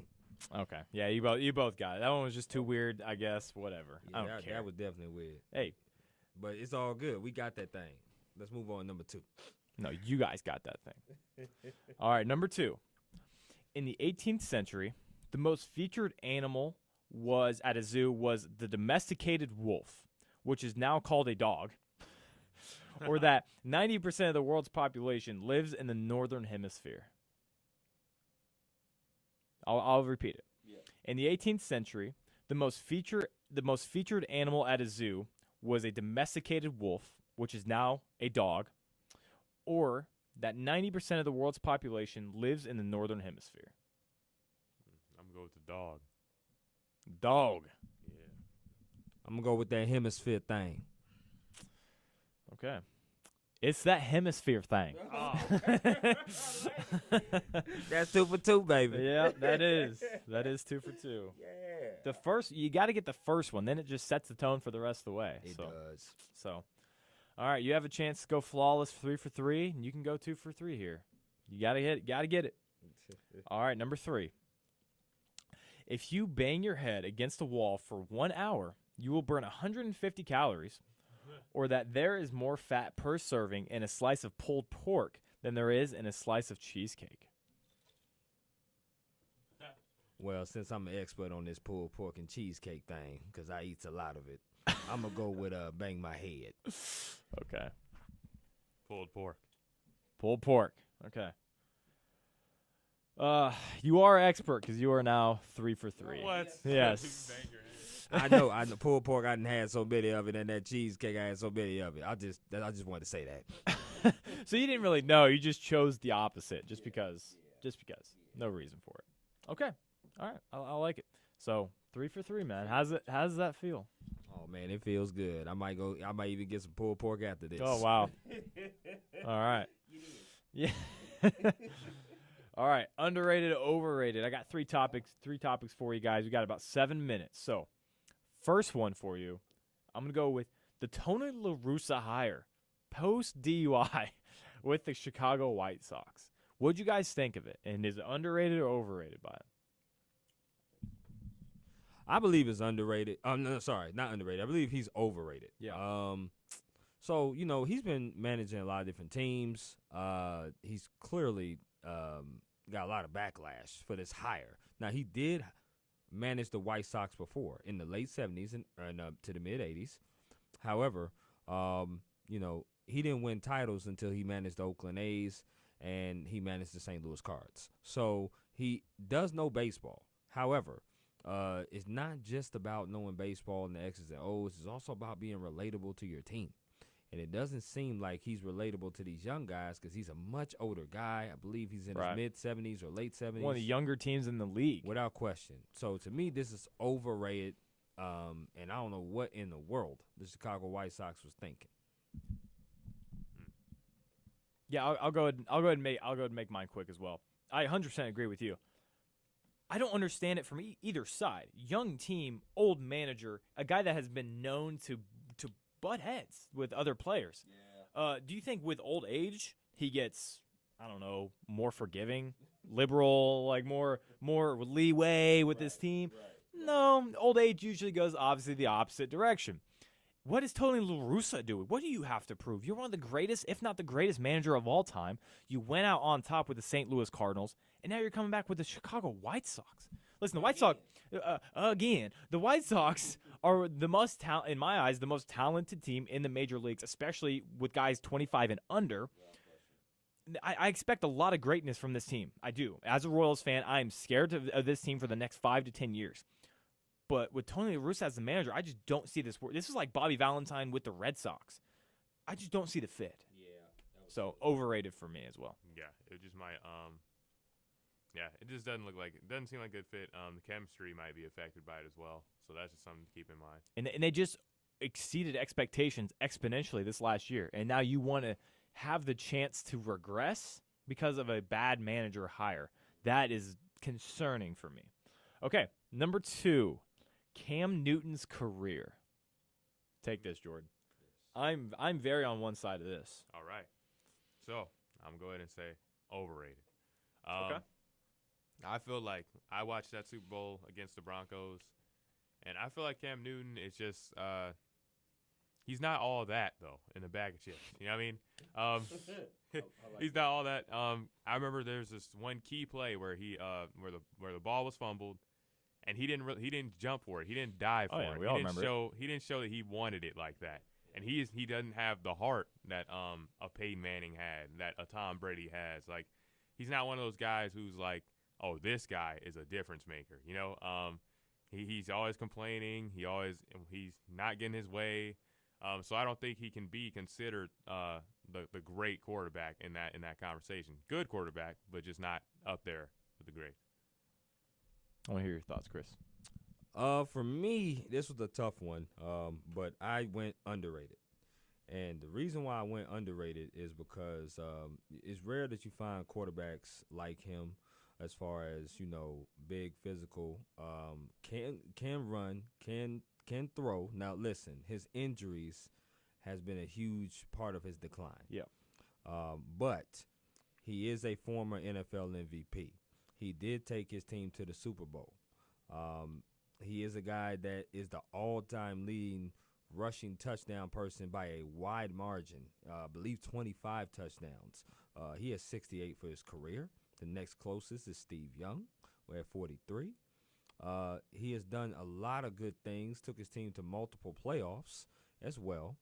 But like I said, injuries has become a part of it, and that's why it was a tough thing, because had he not been injured, maybe it might have been more. To me, it's the Tracy McGrady effect, because he was great, Tracy, coming in, but had he not got injured, we might be talking about him on a Mount Rushmore, and that could be the same with Cam. I was with you until the end. I just, T-Mac. I do. I do. No, I'm not getting into that. I was just kidding. But I've never viewed Cam Newton as a guy that can possibly even get there. Talent-wise, of course. Right. But how many quarterbacks have come through the league that have had talent? A lot. Listen, Blake Bortles had talent, but he couldn't throw a spiral. And Cam Newton's not near that, of course. I'm not comparing the two. Right. But the fact of the matter is, never once, and including his MVP season, have we looked at Cam Newton as an elite passer of the football. His completion percentage is 60% career. Yeah. That's not good. He is, for most of his career, he is in the mid to high 50s in completion percentage. Yep. He has played 9 years now, and going on his 10th, and he only has 30,000 passing yards. He has the record for most rushing touchdowns, Without of course. question. But the injuries, once again, he has never been accurate. And the reason he has ran so much is because he is not accurate and because he has never been accurate. The reason he won the MVP in 2015 was not because of his stat line, because his stat line is very comparable to the same years that he has been playing. It was, let's see here, 3,800 passing yards. That wasn't even the most of his career. Right. That was the second most of his career. Right. He usually finishes with 3,800 or 3,500. 35 touchdowns, that was by far and away the most. That was because he had a tremendous defense, and he was working with a lot of short fields. They only lost one game that year. And that's why he won the MVP, is because they only lost one game that year. I'm not taking the MVP away from him. It's his. It's in his trophy case. He earned it. But to say that Cam Newton was ever an elite quarterback, I truly think was a lie, and I don't think that the rushing overweighs the lack of consistency. And he was never, in his entire career, even as 2015, man, never considered an elite thrower of the football. Okay. I can respect that. Yeah. I can respect it. And Cam Newton, at times, has been underrated. But if we're looking at the scheme of his career, the amount of talent he had coming out of Auburn, the number 1 overall pick, I just think the injuries have hindered what was going to be a potential Hall of Fame career. So that in my mind, I'm mad at the injuries. I'm mad because I think he was. And that's where I was getting with the T-Mac comparison. Yeah. Yes. I'm really mad with T-Mac. that boy be wearing gold He 10 would be. times over right now. He would be, without question. Number 3, Daniel Jones. I know where you're going. Yeah. I want to know what you think, Jordan.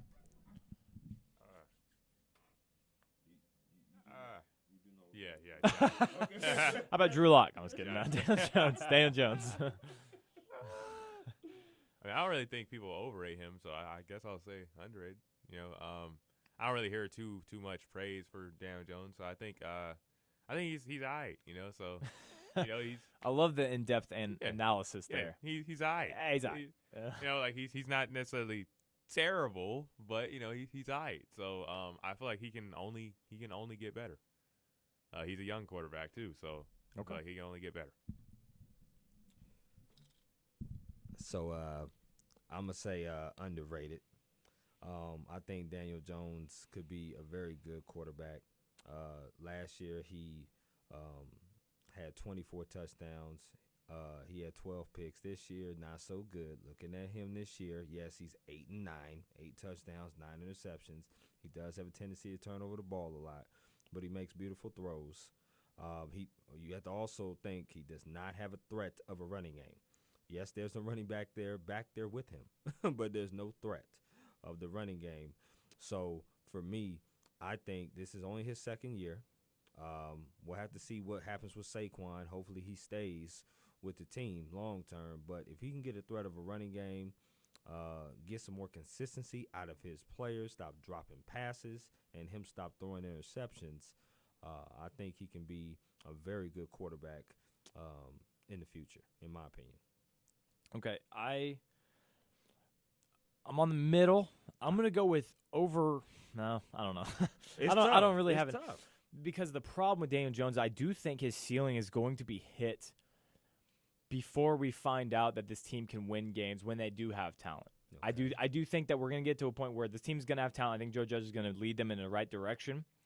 But then I think that's when we're gonna finally find out that Daniel Jones doesn't have enough talent to keep up. But as of right now, my problem is that his stats were very comparable with Dwayne Haskins. And you look at their careers now, one's looked at as a future star of that franchise, and the other one's a third stringer that's going to be traded here in the next couple days. Without question. So that is where I'm kind of having the issues. I understand Dwayne Haskins' maturity is the problem. Daniel Jones does not have that problem whatsoever. But his deep ball accuracy is the biggest flaw in his game for me. He is one of the best mobile quarterbacks in the NFL. He is a big guy. He can move.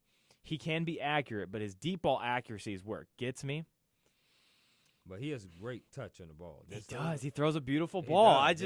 He has great touch on the ball. His deep ball needs to be worked on, and the turnovers. The turnovers do bother he fumbles me. still a lot. He fumbles and interceptions. He has 21 interceptions over 2 years. Yeah. I think that needs to come down. Yeah. Well, they don't think. It definitely needs to come down. But, it's his only second year. Yeah. And his ceiling is going to continue to go up.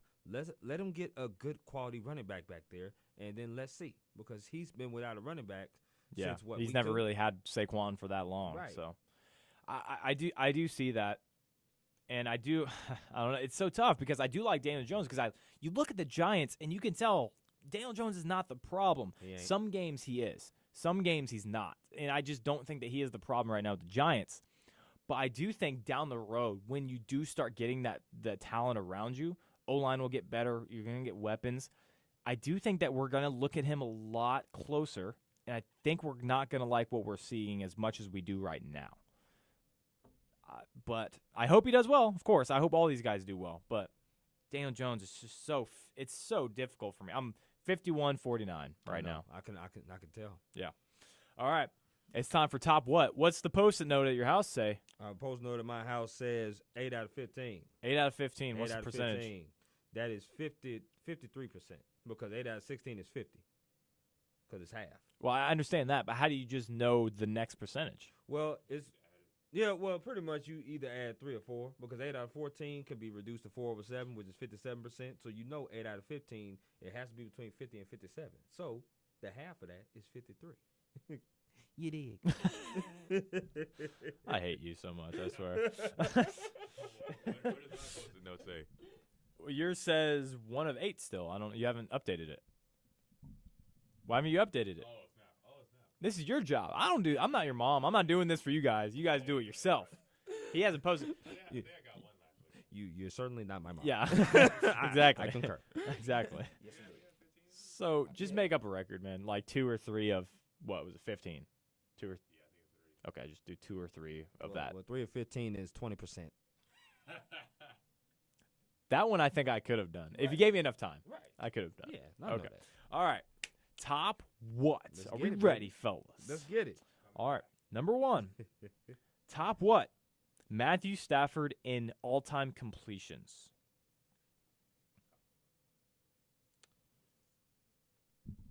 Jordan. Top nothing. Top nothing. All right. Now, keep in mind, he's this been is- playing a long time. And here's a crazy stat that Joe Flacco just passed Joe Montana for all-time passing yards on Monday. I'm gonna say top 10. Top 10. I'm gonna Okay. say top 10 for Matthew. He's been playing for a while. He has been. He's been playing for 11 years And now. he's had Megatron on his team most of them years, so I'm thinking top 10. And he's had to play from behind a lot. Yeah. But unfortunately, he is top nothing. So you are right, Chris. Yeah. Yes, indeed. He is number 16, and Joe Flacco is right behind him at 17. Okay, I Both, like it. both with more passing yards than Joe Montana. Oh my gosh. He passed. So Joe Flacco not only passed Joe Montana, he Mhm. also passed Kerry Collins and Frank Tarkenton. Wow, Kerry Collins. Yes. And Fran Tarkenton. Mm. Yeah. Okay. That's good. Good job. That's pretty Good crazy. job, Jordan. We're just worried about percentages at this point. All right. Number 2, Brian Dawkins in solo tackles. I'm gonna say top nothing. Top 5. He is top nothing, unfortunately. I just put a big name up there. Thank you. I think he's number 20. Yeah. But yeah, he is top nothing, Yeah. unfortunately. Yeah. I get it. All right. Number 3. Are you fellas ready? I'm ready, baby. Ed Reed in interceptions. I'm gonna say in interceptions. I'm gonna say top 10 for sure. Top 10. Any further? Feels like you want to. I do. I'm gonna say top 5. I'm gonna say top 5. Top 5? Yeah. Jordan? He has a lot. Top 3. Top 3. Okay. Well, I'm going to go ahead and tell you both of you are wrong. He is top 10. Oh, Yeah, you got him. Yeah, I was right. You went top 5. I did. I was. You were right. Initially, you were right. Because I He- know he has about 54, right? He has 64. 64. 64. Okay, got Yeah. you. So the top one is Paul Krause. Now, I'm not going to be the guy who tells you I know everything about football because I don't know who Paul Krause is, Me neither. and I don't know number 2, Emlyn Tunnel, I don't know that one. because Paul Krause played from 64 to 79. Okay. And then Tunnel played from 48 to 61. Whoa. So, and then number 3 is Rod Woodson. We all. And know then you that. get guys like Night Train Lane, Ken Riley, Charles Woodson, Ed Reed, Ronnie Lott. Those safeties. Brian Dawkins up there too. So, Right. all right. Well done, fellas. Yeah. You gonna update the post-it note? Yeah, now I'm 50%. 9 out of 18, baby. That's pretty good. This is the kind of game you're supposed to get 50% out of. Yeah. That's pretty good. Yeah, 50. I might have to adjust. I might have to adjust it. Might be a little too easy for you guys. Top Well. nothing might have to be outside top 15 or 20. We'll see. Hey, you do what you got to do, baby. But Yeah. I'm 50 right now. 50. We'll see. I'm gonna go back to the drawing board Mm-hmm. and have some internal discussions with myself. I understand. Okay. Because 50% is unacceptable. That's Well- just too much. Well, you 22%. he 4 out of 18. That's so, you know. that's kind of the percentage this game is designed to be. Wow. But you're just exceeding expectations. Yeah, well, I exceed everything I do. You dig? Next week on underrated overrated, I think Chris should be a topic. Overrated. Yeah. you are vastly overrated. That's right. How many times do I say you dig in a segment? Top 1, top 3. We could make it a betting line. Over unders. Awesome. All right, Jordan. Coach's spotlight. Oh, yeah. Let's All right. get it. Let's get into it. The Buccaneers. All right, Coach Spotlight. Normally, this is an individual segment, but I'm also open to having some involvement as well. So this past week, we all know the Saints crushed the Buccaneers. Like, it wasn't even a game. Like, my goodness. I thought it was going to be Tom versus Drew. It was going to be a sight to see. Well, it was a sight to see, but not in a good way. After the game, we heard from Mr. Bruce, Tom Brady criticism, saying poor throws, Mike Evans was open, and things of that nature. So I feel like as a coach, you're not supposed to publicly put these criticisms out on your player like that, especially when it was on Bruce as well. Yeah, and he also, it's not like Tom Brady wanted to run the ball 4 times. Yeah. No, you want to throw every single play. Are you kidding me? Yeah. And he was saying, Get outta here. You don't run the ball. You don't run the ball when you're down 28 points. Well, you had to do something different. And Bruce, this is the whole accountability thing again. In a loss like this, when it's 38-3, your quarterback is not the only problem there. You guys almost didn't score. You almost got shut out. It was almost 38-0. So, you gotta, and also Bruce, he also wasn't fond of the Antonio Brown coming on the team as well. Now that we have to see a few more games to really. We can't put the loss on him, but I feel like we will in the future. I mean, yeah, he did get quite a few targets there. But yeah, that didn't go too well. And also, we gotta see how his personality, Brown's personality affects the coach and the rest of the team as well, because we all know Brown has a history of causing some disruptions. Yes, thank you. As he did in the Raiders. Oh, yeah, that was big time on the Raiders. Steelers and Patriots, he got booted out. So we'll see how that goes. And also, I would like to discuss what just occurred with Mike Tomlin. I'm pretty sure everyone knows about, his mask violation and him getting fined $100,000. What about his offensive coordinator wearing shorts on his face? You guys see that? Yeah. I didn't see that. I mean, hey, it's a face mask. Wow. Yeah. Something different. Yeah. Go ahead, sorry. Yeah, like $100,000. So what do you guys think about that fine?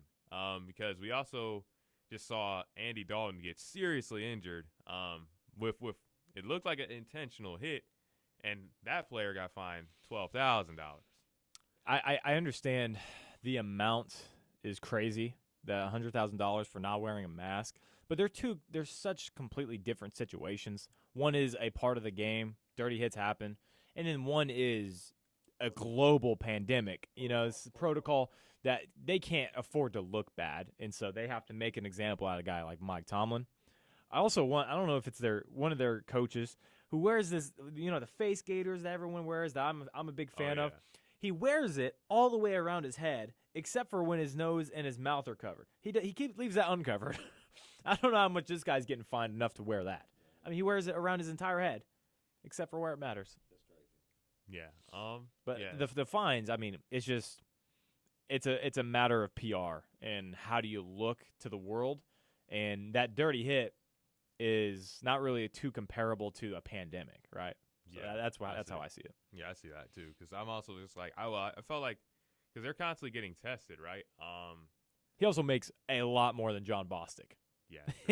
He makes a lot more than a middle linebacker for the Washington football team. So, yeah. Yeah. And also, for the last topic, do you guys feel like, which I feel like we're kind of going back to what I talked about last week with the Houston Rockets. Now with Westbrook and Harden saying that they're unsure about the future. Mm-hmm. Do you think this coach, with the experience he has with guards in the past, being an assistant with the Mavericks, and even witnessing Luka Doncic and what he's doing over there, do you feel like he has what it takes to kind of turn this team around as far as guard play? Well, I mean, I wouldn't really necessarily say the team needs turned around because they were playing to, I think, the guards were fine. The most of their potential. I just don't think they really had enough talent or enough. Yeah. The system wasn't really exactly what it was. So I wouldn't say they weren't playing into their potential. I would say they weren't managed right in terms of the roster. I just don't think the pieces were there. I don't think again, the scheme was just something that I don't think is sustainable. So the coach needs to fix the scheme, but I don't think he has much control over the roster. So I don't really know exactly. Yeah, I feel like the best thing he could probably do is maybe steer them away from simply just threes. You really need to implement two-pointers back into your game because mid-range shots are somewhat defenses aren't really looking for mid-range shots as much as they were in the past. So if you can get James Harden to go more to a throwback James Harden, which was still dominant, but he just wasn't so three-oriented because there are nights when James Harden is cold and he's shooting like 1 for 13 for 3 or something like that, and he just keeps going. I mean, he gets a lot of points because of free throws, but you don't want a guy out there shooting 2 for 18 from 3. And the refs change in the playoffs. You don't get the same calls that you did in the regular season. Yeah. The problem with the Rockets as of November 11th is what direction are you going? Are you building around these two, or are you rebuilding? Tell us what you're doing, and tell us through your decision making. Because right now we're all three of us are wondering the same thing: are we going to be contending for the number 1 pick next year, or are we going to be contending for the Western Conference Finals? Tell us and show us. So that's the issue with the Rockets right now, in my opinion. I don't know what you guys think, but Yeah, I think it's time to I don't know. I think it would be better with James Harden and a big man. Like you do that again, James Harden, big man, and eventually look to get a forward. I don't think the 2-guard thing is going to work, so I think you get rid of Westbrook. See if you can get. What are you going to get for? Who's going to want Westbrook? That's a contender, though. Maybe the Sixers. They might want Clippers, maybe the Clippers. Yeah, but who are they going to give up? That's significant.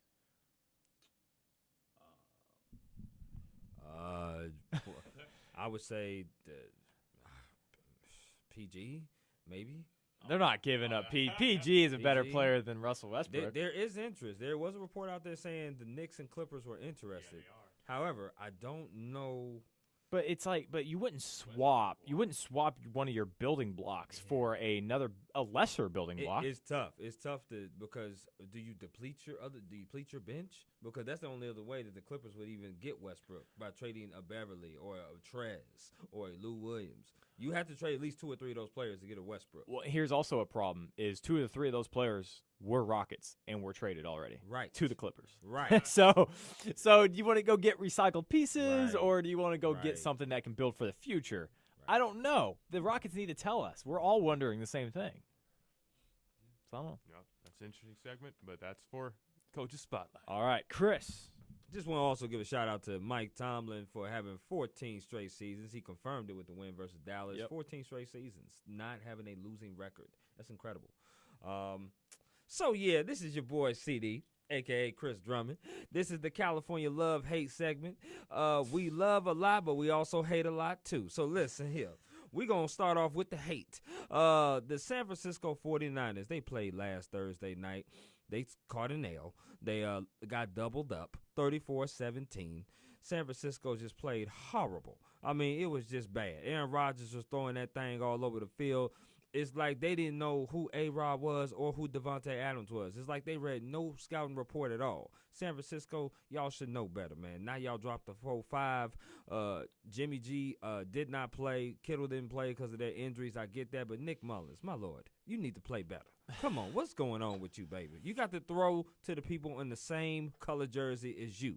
You got to run that rock, and you got to be able to possess that ball, because you know the only way that, at least my mentality was, the only way that the 49ers was going to be in that game was to possess the ball and keep the ball out of A-Rod's hands. They did a poor job with that because he threw 300 and threw 4 of them tubs. So, San Francisco, you get no love this week. It's all hate. We're going to move on to the next team. The next team we're going to talk about is my USC Trojans, baby. Yes, indeed. Now, we ranked 20th. Griff to the left of me says it shouldn't have been that close, and yada, yada, yada, and all that good stuff. Yada, yada. and all that good stuff. However, USC won that thing in comeback fashion. Slovis, my starting quarterback. Yeah, I'm a little worried about the 40 completions, because that's a lot of completions for just 381 yards and 2 tubs. However, you threw a game-winning touchdown pass. You beat Arizona State 28-27, and guess what? You was the only California team that won this week, because the other Stanford, they went up against Oregon and they got smacked. I mean, smacked hard, and they lost, but they wasn't favored. They wasn't favored to beat Oregon. So I get that. But UCLA, we ain't going to root for y'all ever. I ain't going to root for a Bruin, never. Y'all gave up 48 points to Colorado. And Colorado is known for many things, but football ain't one of them. So we're going to move on with that. And we're going to talk about, last but not least, my Chargers. Just give me a moment, y'all. Because should I play? Hold on. Should I get Amazing Grace up on my please computer? don't do it. Don't do it. Don't do it. But y'all got to give me a moment now, because we just talked about it earlier in the show. Every single week, they get you up. They think we going to win, and then at the very last minute, they pull the plug on you, and you're flatlined.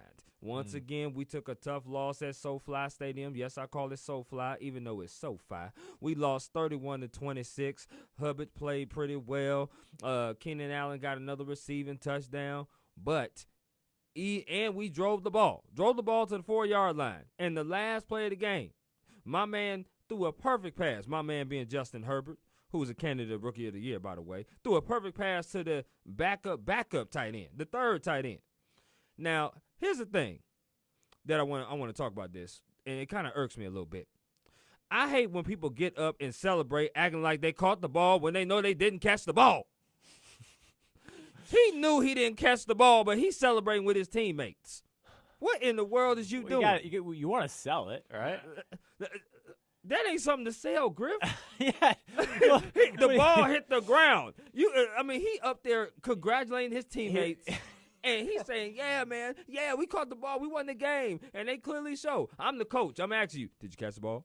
Yeah, man. Yes, sir. I caught the ball. Did you catch the ball? Yes, sir. I caught the ball. You look at the monitor screen, the ball fumbling hits the ground. You look back at him. Hey, man, what happened? Well, what I thought it was, I thought I had the ball. What you mean you thought you had the ball? Well, here's the thing. If he gets up and he's like, oh, man, I didn't catch it, they rule it incomplete. And then if the refs go his way, then they have to overturn a call, and then they lose. Listen. For sure. But you did lose anyways. Right. We lost anyway. So be real. Be a buck. If I ask you a question, did you catch the ball? Two hands possess that thing. Did you hold on to it? Yeah. And you tell me, yeah. And then all of a sudden it's no. It's like, come on, man. Don't be celebrating for no reason, because you broke my heart. They showed one replay, Griff, and I went to the bathroom because I already knew. I know. I'm aware. Yeah. He dropped the ball. He dropped it. It was fumbling. But other than that, I do love my Chargers, but y'all break my heart every single week. I don't know if you're going to break my heart this week in Miami, but you broke my heart this week versus the Raiders. Any team that you need to beat, Chargers, it's the Raiders, because we need to beat them. However, that ends California love. Hey, wasn't much love this week, but I hope next week it's a whole lot more love. Back to you, Griff. That sounded more like California depression, is what it sounded like. That was a very sad segment. All right, I'm gonna bring us home here on the MMA moment.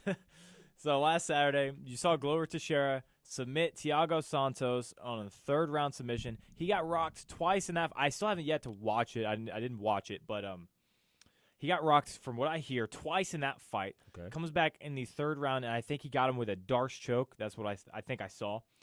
Either way, this guy is the next contender at light heavyweight. Whatever's going to happen, whether it's going to be Jan Blachowicz fights Israel Adesanya, and we don't know, say Israel does win that fight, we don't know if he's going to defend against Blachowicz or if they're going to give Glover Teixeira a shot. Or I hope they do.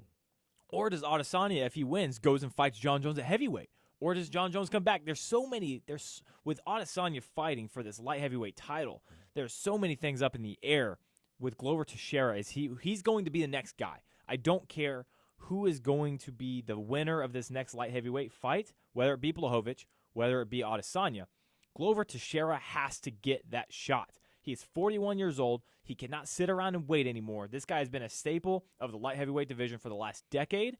He has fought John Jones. He has lost to John Jones. It is time for him to get a light heavyweight shot at a guy not named John Jones. I hope he does. 41 years old. He decimated Anthony Smith. Yes. And then he goes and he submits Thiago Santos, who's not a lot of people, but some people thought he beat John Jones. Some people thought, I wouldn't say that. He destroyed his leg. He did that to John Jones. But Other than that, I didn't think he did a whole lot. Either way, a guy who competed with John Jones, he submits him in the 3rd round. He was the number 2 contender. Glover Teixeira is the undoubted number 1 contender at light heavyweight. He needs to get this next shot, especially being at 41 years old.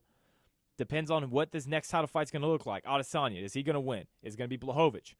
I anticipate if Blachowicz wins, he's going to be defending against Glover Teixeira. If Adesanya wins, I think he's going to go up to heavyweight to find John Jones, which will leave a vacant light heavyweight title, which will then they'll have to be Blachowicz versus Teixeira.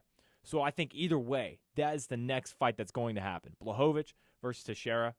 It can't be anyone else. Has to be Teixeira. Well, the money for Adesanya is to fight Jones. That would be where the moneymaker Right, is. but then you have to ask what weight class, because Adesanya's a middleweight. People are already forgetting that. He's going to have to moving go up. He's going to have to go up. So, but John Jones could easily come back down because John Jones still has not fought a heavyweight. No. And so, what is John Jones' career going to look like? Who's his first fight going to be? And is that fight going to be within the time frame of the light heavyweight fight?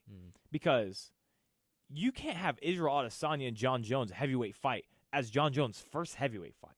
That doesn't make sense because Adesanya's a middleweight. Yeah. The size just does not make sense there. Would they fight at a catch weight? Do you think that? Do you think they fight at a catch weight? But No, I don't. Will one of them have to go up, or one of them will have to come down? I don't think.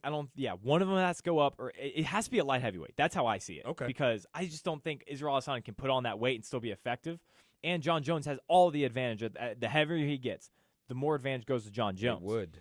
But for Israel Adesanya, you can't take on all that weight and still be productive in my eyes. But the catch weight is interesting, but I don't think it's going to happen because that usually happens at lower weight classes. Yes. And when you're talking about light heavyweight and heavyweight, the disparity between the two divisions is not that big. So you just get to that 225 window, and then all of a sudden you can be as heavy as you want to be. Right. But I don't know how that's going to look. John Jones and Israel Adesanya are throwing a huge wrench into this light heavyweight division. But no matter what, Glover Teixeira has to get that next title shot. I agree. And now, officially, the biggest news of today, Conor McGregor and Dustin Poirier official for a January 22nd fight. Oh, my Lord. They're going to headline no matter what title fight's on that card. Unless Khabib comes back all of a sudden and fights in January, they're going to headline that card. It's going to be a non-title fight headline. I'm going to go ahead and make a prediction. Dustin Poirier is going to lose this fight. And I think Dustin Poirier is the better fighter. But he is only a few months removed from a war with Dan Hooker. That is something that is not lost on me. And Conor McGregor is going to be coming off of he fought last January. He's going to be fresh. He's going to be a year fresh. And he beat Cowboy. I throw that win out. Cowboy ain't the same. Not anymore. Listen, he's a Hall of Famer. He's an all-time fighter. But he's not the same right now. At this point of his career, he's fought so many times. His chin and his body is starting to let him down. So I throw that fight out almost for Conor McGregor. But Dustin Poirier, that war, you need more time, man. January is just too. I need a year. That was one of the best fights I've ever seen with him and Hooker. It's a cash grab. Yeah, and that was something that you will never see again. That was a once-in-a-lifetime fight. And they were doing Rock'em Sock'em Robots for 5 rounds. Yep. Your chin does not withstand within a few months of that. You need time off. You need that year that Conor's getting. Push it to March. I'm more comfortable. That's now, I think, a 7 to 8 month layoff. I can deal with that. But I think Poirier is going to lose this fight because I think he's just coming back too fast. Too soon. I got you. All right, that is it for my MMA moment. We are to alumni assumptions. Jordan, what do you got for us? That was a war. Yeah, it was a great fight. I think one of the best I've ever seen. Yeah, I was like, man, someone getting knocked out here. I was like, nope. And no, they went to the decision. Yep, most definitely. All right, what's the theme? Dirtier than dirt. I don't know what that means. All right, we'll find out. Well, don't like that. Okay. Vontae's perfect. Vontae's perfect. Yep, I already know it. Oh, dirtier than dirt. You know what he's doing? Dirty players. Vontae's perfect being the first one. Oh, this is a scandalous list today. I don't think I know Vontae's. I do. What's the second name? Second name. Zane Gonzalez. Kicker for, I think, Yeah, Browns I got that now. one. Yeah. He said this will be a tough one. Vita Vea. Is it Michigan? No. No, I don't know that one. Last one. Brandon Ayuk. Brandon Ayuk Ayuk. for the 49ers, wide receiver. I know that is too. I know all three of the players. I just don't know the college. Montez Perfect, linebacker, kicker, and wide receiver. It's not coming to my mind. All right. You done? Yeah, Arizona State. Arizona State. Yep. Okay. West Coast. All right, number 2. Yeah, I have no idea about these players. Ndam Kong Sue. Oh my gosh, dude. Ndamukong Suh. I know that. Bro. All right. Yeah, I got it. Nebraska. Yeah, Nebraska. Yeah. Okay. Good guy. What in the world? Wait, how do you pronounce it? Ndamukong Suh. Ndamukong Suh. Ndamukong Suh. You didn't even roast that stone that one. Oh boy. All right. Let's just forget about it. Move on. Rodney Harrison. Oh, I don't know where he went to college. Actually, I don't. Huh. Syracuse? No. No. Okay. I don't know. Of course, we know the player, but he's saying he's a dirty player. He was. That's a fact. I bet Ronnie Lott's probably on here too, and I don't know where he went. I know where he went. Okay. No. Go ahead, next one. Frank Winters. I don't know who that is. He's a guard, I believe. Well, there's Brian Winters. He's a guard. I don't know who Frank Winters is. Kalen Saunders. Oh, gosh, he plays for the Chiefs, but he plays at a no-name school. It's like, oh boy, I'm gonna say Louisiana Tech. no, Nah. it's like even more no-name than that, right? Yeah. It's man, Don't give me lying. give me a state. Give you a state. What state's it in? Yeah, Illinois. yeah, it's like Western Illinois State, something like that. No, well, yeah. Western Illinois. Western Illinois? Yeah. Oh, okay. I'm taking 0 points on it though. I don't deserve it. Go to the next one, baby. Albert Hainsworth. Oh, I don't know where he went to college. Was he a dirty player? Yeah, he was. Oh, okay. Yeah, I don't know where he went to college. I think I know. Richie Incognito should be on here, but we already said Nebraska. Is it Memphis? No. Okay. No? Okay. I don't know. Jason Witten. Oh my gosh, I don't know where he went to college either. He went to the same college. Is it Tulane? Nah. Wait. I'm disappointed in myself. I'm not doing too well. No. You guys that's ready? crazy. Yeah. Hmm. You go to the next Third one. Alvin Kamara. Well, okay, he went to 2. one. I definitely know. I know one. For sure. Okay, I know what it is now. It's Okay. Tennessee. Yes. Okay. Yeah. I didn't know Hainsworth and Winton went there. I didn't know that either. Hey, you know where What Alvin was that Kamara school? went before? Yeah. What was the other school? Well, he went to Alabama. That was his first school. Then he went to Tennessee. But he went to community college that played Butler, my old community college, Hutchinson in Kansas. Yep, that's right. So did Cordell Patterson. Shout out to the Kansas people. Shout out. Me and Travis Schleck. James Harrison.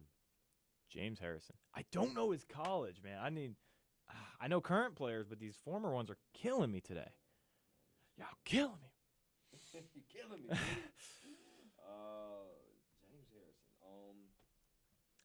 Harrison. I'm pretty sure this is a no-name school. Go ahead with the number 2. I know who it is. Yeah, something like that. Brian Winters. You just said his name. Western Kentucky. Nah. Oh, I already know. I don't know. I had weird. Am I in the right state? Yeah, I think so. What, really? Northern Kentucky. Nah. Kentucky. Let me see. Yeah, almost. Oh yeah. So the state. Wait. No. Okay, so the state Yeah. is not in the name, is what it sounds like. No. Right. Well, Okay. Yeah, it's kind of close though. It's a state close to Kentucky. Oh, okay. Is it a small school? Yeah, it is. Yeah. Okay.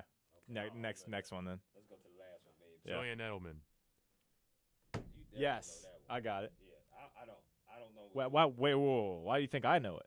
Because it's a current player. Oh, okay. I thought you were saying because he's a white receiver. Oh Throw my- the card at me. Oh my God, Griff. Just stop it. No, he was a quarterback at this school. You don't know it? I would say Marist. No. What? What is that? Marist College. I've never heard of that college in my entire life. Marist? Marist. Where's that? I don't know, but I saw it in the game, so I just mentioned it. It's in a small school. I can tell you now. It's Kent State, Kentucky State. Okay, cool. Yeah, that was I'll be gladly take a 0 for that. boy. Okay, we're Next up, Joe Green. I know this one. Without question, I know this one. Joe Green. Joe Green wasn't dirty. He's just mean. He's mean, Joe Green. I'm just kidding. I don't know. I don't know the college, man. All right. Ladarius Hamilton. Don't know the player. Man, I'm getting a 1 or a 0. Jalen Guyton. Don't know the player. I'm taking a 0 on this, man. Okay, I believe I know this. This is North Texas. Yep. Okay. Why not? Brian Waters is from there. I could have got that. Whatever. They're the Mean Green. They're the Mean Green, Yes, North Mean Texas. Green, yes. Dang, I did not know. Mean Green is from Mean Green. Next up. Yeah. That's how I remember that. That's a memory device. Okay. Okay, how many more we got? 4. We got 4 more. All right. Jack Tatum. I know the name. I don't know the player. He's an old school. He's Pittsburgh. No, Jack Tatum played for the Oakland, I believe. I don't know. I don't know everything about football. He went to a big school. Yeah. Yeah, I think I know it. I think I do. A big school? I think he went. Is it Penn State? No. Okay. Oh, okay. Penn. No. Ah. Nah, I was saying, rivalry. Okay, let's go on to the next one then. Malcolm Jenkins. I definitely know Malcolm Jenkins. Ohio State? Yes. Yep. Okay, all right. All right. Yes. Gotcha. Where you look though, you was like Because I didn't know. You didn't know for sure. I was about to go, well, he said rivalry, and Right. I first thought Ohio State, I Malcolm knew- Jenkins. I thought Wisconsin for no reason. And we whooped Penn State last week. Not much of a rivalry if you always win. Quit Yeah, bragging. Just like Ohio State and Michigan. I mean, they say it's a rivalry, but Yeah, that's not much. It used to be. we have no rivals. But All right, 3 more. I didn't know Tatum went to Ohio State. I don't know. I'll look him up after this. Bill Romanowski. I know who he is, and I don't like him, but I don't know where he went. That dude's crazy. The head case. Linebacker. Yeah. I'm glad he's on this dirty players list because it's true. He's definitely good. He spit in Who's somebody's not? face. Yeah. I believe it's Notre Dame. No. Okay. No. I'm thinking of somebody else. Number 2. John Johnson the third. Oh, he's a safety for the Rams. John Johnson the third. I think I do. Actually, I think I know it. I do not. Is it Boston College? Yep. Yes. There you go. All right, now honor system. Let's go to number 1 for Chris. Justin Simmons. I would have known that one, but I wouldn't have known the first two. Justin Simmons a wide receiver. Yeah. Yeah, I wouldn't. No, that's Justin Jefferson. Justin Simmons is a safety for the Broncos. But I definitely. You would have got to college. I would have got to college. Okay, that's all that matters. Yeah, I would have got to college on that one. Conrad Dobler. Okay. Well, number 2? I do not know. I don't know. We don't know who that is. All right. Yeah. Logan Wilson. I don't know who that is either. He was a dirty player. Josh Allen. Well, no. Okay, now I know. Now I know. Dang, No, Josh Allen only the dirty? first player is a dirty player. Oh, only the first. Only the first player. And then the other players also go to the same college. Okay. Jo- Yeah. Josh Allen's Wyoming. Is he Yes. Wyoming? Josh Yeah, Allen is okay. Wyoming. Yeah. Yes. Okay. All right. All right. We got 2 more? Now this is the last one. Last one. Cortland Finnegan. Oh, gosh. Finn. Yeah, again. I think I do. I think I do know it. Cornerback. I do not know. Let me Miami? No. Whatever. Uh, Hate this game. Jaquiski Jarquiski Tart. Oh. Hey, don't question him. Question his parents. Jarquiski Tart. I know the player as well, but I don't think I know the. Well, actually, Cal. No. Okay, number 3 then. James Bradbury. Oh, again, I know the player. I don't think I know the. I'm gonna say Texas. Give us a hint. This is the school that Chris says like all the time when he doesn't get it right. First time. He doesn't get it right. Man, what do you say all the time? I should listen to Chris more often. Oh, actually, no. Actually, you say Stanford, but this school sounds like Stanford. Stamford. No. Stansbury. Hold on. Stanford. What? It sounds like Stanford. That is not a common thing. All right, it's in Alabama. What? Would this be Alabama Birmingham? It's in Birmingham. No, it's not. I don't even know. You just gotta have to tell us. Sanford. I said Sanford. You did? You said Stanford. No, he said something that sounds like Stanford. Yeah, I said Stamford. Yeah. I mean, I'm not gonna get any points for it, but I did guess that. We'll roll back the tape. Wait, so you said ST? No, it's Samford. You said Sanford. Samford. Okay, he said Sanford. Oh, okay. Yeah. Okay, cool. Okay, yeah. Now what's the bonus? 'Cause I think I got the bonus. I think I got the bonus. This bonus looks like it's gonna take some time. It's close between us this time. I don't know. Well, you're down, so you just have it. Don't matter. Let's get We're probably tied today. Being in the NFL record books are sometimes marveled for and are sometimes cast aside. I'm going to give you 4 NFL records. You must fill in the blank saying the team who set the record, the amount for the given record, for 3 points for each blank. Name the teams with or took part of the highest scoring game, lowest scoring game, most penalties in the game, and fewest rushing attempts. the fewest rushing attempts is Tampa Bay. All right. That's given. The highest scoring game, I would say, was Rams Chiefs, 105, 54-51. Nah. That wasn't the highest scoring game. Nope. I would say I'm bow out for all of this. the highest scoring game. Okay. The highest scoring game, I would say, is wow,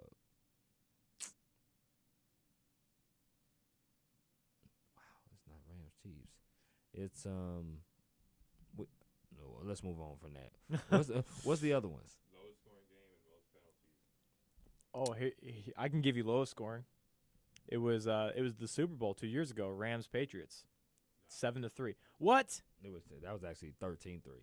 13-3. Yeah, it was 13-3. Never mind. The lowest scoring game I think was 3-0. It was 3-0, but I think it was I forgot the teams though. I think it was was it the Jets and no? You got the score. I'll give you points for that. I It got doesn't matter. I Who are definitely the- who are the 3-0. teams? Steelers and Dolphins. Okay. Wow. And then you said fewest yards? No, the highest scoring game and most penalties in a game. Oh.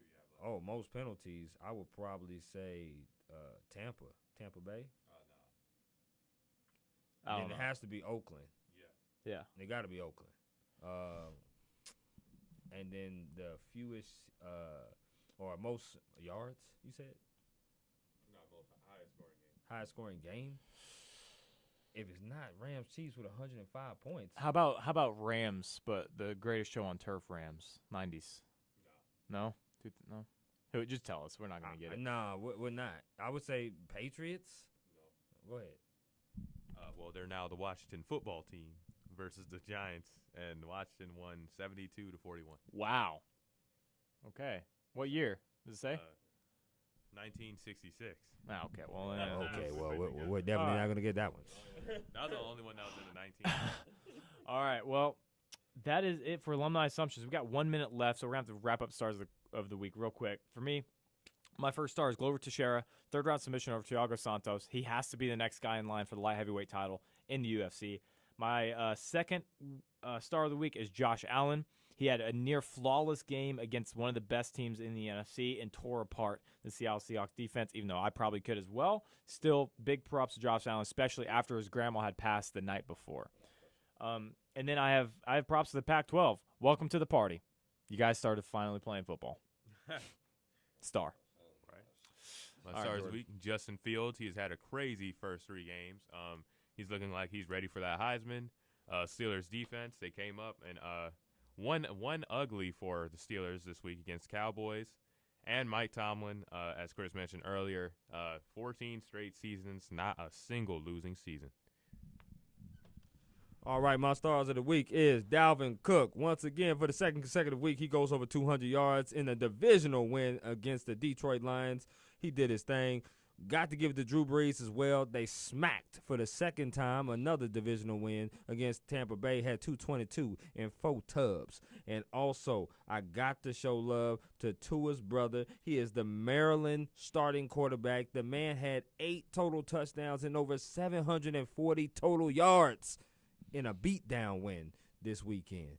That is my 3 stars of the week. All right, that is it for the Swoop here on YouTube Live. Thank you guys for watching and listening. Jordan Griffitt, Chris Drummond, Jordan Jasper. You have something to say? You dig. You did. I mean, hey, had to leave it open for that. That'll be it for us here on the Swoop. Tune in next Wednesday every Wednesday from 2 to 4, now on YouTube Live. Thank you guys for listening.